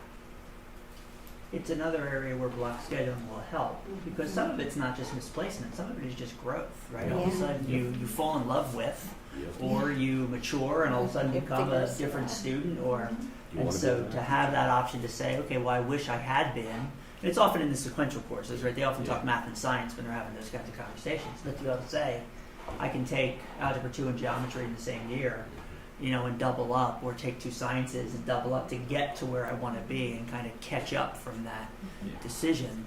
Right? It is another benefit that we'll find some students take advantage of. I mean, it's like you're having that conversation with students, and then if parents initiate the conversation, you have it with parents. I guess I'd just like to see us automatically be sharing that information when that decision is, when the recommendation is made. This is our recommendation, these are the effects of that recommendation. Because some parents may not even know to ask, right? Like some parent, and that's really the feedback I had heard, is they didn't even know, you know, to have that, to initiate that conversation, I guess. Because not all parents are following all of those different things and how this affects, you know what I mean? So We can always get better at that, but we do show parents what the trajectory is. And if parents come out to the 8th to 9th grade information night and schools talk to them, but yeah, we can always get better at it. The next slide talks about orientation to career and technical options, which I believe Ms. Smith funded some of the things that you talked about would probably go under here as well. What it does, it breaks down, when we're talking about events and tours, it breaks it down by different areas. So what's available to students, parents, educators, post-secondary businesses, and community agencies, and how they're involved. So this is just a snippet of the parent piece, what we provide to parents when it comes to you know, orientation to career and technical options and really understanding it. So you'll see the Upper County, we have the open house, we have the parent tours, and then of course selection night with Upper Bucks representatives. So I think some of the things that you talked about, we can go back and look and see if they're in there. If not, we could add those pieces in, depending on the different category, just that it shows that we are reaching out to all stakeholders involved, and it talks about the different activities that we're providing, not activities, but tours and events, so that we're getting the message out there so people know what's available to those students. The next one talks about placement and transition services. So you'll see here, this looks at the different lessons that we do with students, and then it relates it directly to the CEW strand. So Career Education Work Standard. And then, like I said, within there's 4 different strands. Career awareness, career acquisition, career retention, and entrepreneurship. So this just shows, you know, so in 3rd grade, they're talking about my interests. They're also doing cooperation and group settings. How does that, you know, even in 3rd grade, how does that relate to a CEW standard? Interests and abilities, how money is used, risks and rewards of entrepreneurship. So again, even at the elementary level, we're embedding this into their time with us. And again, this information is also then used with this career plan that culminates at the end of their 8th grade year. So you'll see this broken down by different grade level and the different strands and standards that we use for this piece. And then this one talks about the consultation with teachers and administrators. And what you'll actually see is that on the left-hand side, where I talked about a couple slides back, I looked at the different activities that we do. These are the same activities that we talked about, but then it breaks it down into these different tiers. So tier 1 is grade level, so it's something that you're doing with a grade level. Tier 2 is smaller groups, so you're pulling them for a small group piece. Individual academic career counseling, obviously that's individual. System support, that's helping to support the big picture. So that's why back to school night, grades 9 to 12 would fit under system support. And then non-counsel related is where the counselors are a part of it, but maybe not, you know, as involved. So that's where you'll see, you know, when you look at the comprehensive document, we break it down by those 5 different areas, and it's taking the same activities that we had mentioned earlier on within the plan, and it sees where, you know, it shows where it fits in. The next piece is the stakeholder involvement. So with the guidance plan, you have to meet at least once a year. And what we do is we have discussions about career and post-secondary planning, career curriculum and assessment, along with details on how the discussion leads to action steps. So I'm really excited about this. Since I've even put this together, our group has grown. I know we're going to have 3 board members a part of the group. I'm also going to reach out to Dr. Herrera as well. We're looking up to about 26 individuals at this time to be a part of the group. I actually met with a 7th grader over at North today, and I talked with him about the group as well. He told me he wants to be an engineer when he grows up, and I said, okay, well, come to this group and tell me more about what you want to learn before you graduate high school. And I said, I think I have a lot of people that are excited to listen to you. So we have a 5th grader that's going to be involved as well as a senior. So we have a really great group of people, and I'm really excited to have this group come together probably twice a year, just to kind of get information. It's really important to stay involved with what's going on outside of our doors. So we'll do that. We have someone from Bucks County Community College. From business, we have someone from Servpro, Butler Bucks is going to be there. So I'm excited to have this group. And then as part of the plan, you have to provide the minutes and your action steps. So that will be something that we'll do as we go through this piece. And then the last component of the plan is just the follow-up studies. This is just, follow-up studies to determine the effectiveness of your career guidance services. So we looked at some of the things that we do already. We have a college, and this is mostly at the high school level, obviously, the college day reflection that's given out. There's a junior year survey as well as a senior graduation survey. So this is information, and if I don't, let me know, Shannon. But this is information, again, that we gather, data that we're able to look at, and helps us to make decisions moving forward with what we're doing, especially at the high school level, as far as the outcomes of our kids that go through our program through when they graduate. So that is something else that we, will have as well to take a look at. So as far as next steps, so I'm going to be seeking board approval at the March board meeting for this plan. You'll see in the supporting within board docs, there was also a 35-page supporting documentation, which I just gave you snippets of the plan. There's 33 more pages of it that really breaks it down, that talks, all the different areas. We'll continue to further review the plan with counselors. It's going to change here and there. So we'll want to continue to keep in touch with them about it. I have my first stakeholder meeting scheduled for March. I'd like to do one at the end of the year as well, just to kind of get us up and running for next year. And then especially with the college and career pathways, continue to edit it as we go through. But this was, for me being new to guidance and counselors, this was a wonderful opportunity to really see all that we do when we put it down on paper. And I can't thank the counselors and the team enough to, as what they did to put this plan together. Well, I love this document that shows everything that you guys are doing. I think that's awesome. So I love just looking through that and seeing all the things that we offer. The only thing I was going to say, and I know it might be like a work in progress, but some of the things that are on here that are like the interest surveys or the goal setting lessons, or if anything, like I wonder if any of that stuff could just be like easily posted on like a website just for parents to be able to like kind of just go and look at those. You mean like actual surveys? Yeah, like some of the things that are on here, just so like if they wanted to go and look at it. Okay. I know it would take some time to get into that, sure. But I think that'd be, just because it's super interesting, even like, I would love to just be like, what did you answer to this interest survey? Like, what are you interested, Just to give them some ideas as far as what are some things that we're going to be asking, and maybe even within the plan, that I would probably envision that even more through our website, where we have, because we do have the career plan already posted, or our guidance plan posted from last year, but I envision having this, obviously this plan will be posted, and then maybe we have little sections that talk about, when your kid takes this survey, these are some of the things that we're going to be asking them about, and then it all culminates at their career, the portfolio at the end, which they can look at as well.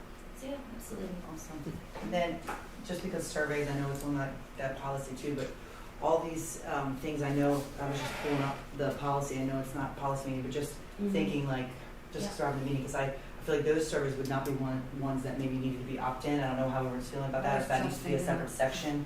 I just, like just hearing that a lot, I feel like those are, definitely all things, that's our goal for the students to be successful, figure out what they want to do after school, so just not wanting that to cloud, I guess. I think it's something we'll have to consider. I mean, they are obviously curriculum-based because they're related to the CEW standards, but I do think it'll be a conversation that we have to make sure that that's specific, because it really does give us some great information. And I just have one more, sorry, I know it's really late, but maybe more for you, just for, like, is there a requirement for when, like, how often you have to meet with the students year for like high school? Like I know students can request to meet with you at any time and then, you know, you guys will grant that. But is there like a minimum that you are like, okay, these are my students, and you check in, like? We do, Okay. we meet with all of them individually, and then we also meet with them in small groups. We go into the classrooms in the fall and do different, depending what grades, I don't want to necessarily say fall, but go in classrooms and do different things, and then meet individually with them to review their course selections. Okay, and that's once a year for the course selection piece, or? So the course selection, so we do a group presentation on the course selection, and then once the students put their request in, then the counselors meet with them individually and look at what they chose, and then Okay. talk about how does that tie into what you want to do after you graduate. You know, why did you pick that course, and what prompted you to do that? We just talk about what's that setting them up for the next year. So that's every year you meet individually, at Yes. least once a year, whether the student requests it or not? Correct. Okay. Jen, what's the stakeholder meeting again? When is it? What is it? So Or who are you as- actually meeting with? Yeah, so as part of the plan, you have to meet twice a year where you bring all different ERIC people together. It's students, parents, teachers, administrators, post-secondary, as well as post-secondary and business leaders, where we really just talk about different, you know, what we're doing to get kids ready for when they graduate. What are some other ideas that people have? We have the business leaders talk to us about, you know, what they're seeing, and it's really just to gather information and to see any action steps that we would want to move forward to incorporate, you know, in our programs. This will be my first time doing it, but that's what I envision. Where again, it's really just gaining the perspective of everyone and what they go through, so that we're making sure we're representing everyone. So you're pulling from the whole district? The whole district, yeah, Okay. K to 12, yeah. Including 3 board members, you said? Including 3 board members, yeah. Who are those board members? Yeah. I believe it was gonna be Mr. Ray. It was gonna be Ms. Chaikin and Ms. Harrison.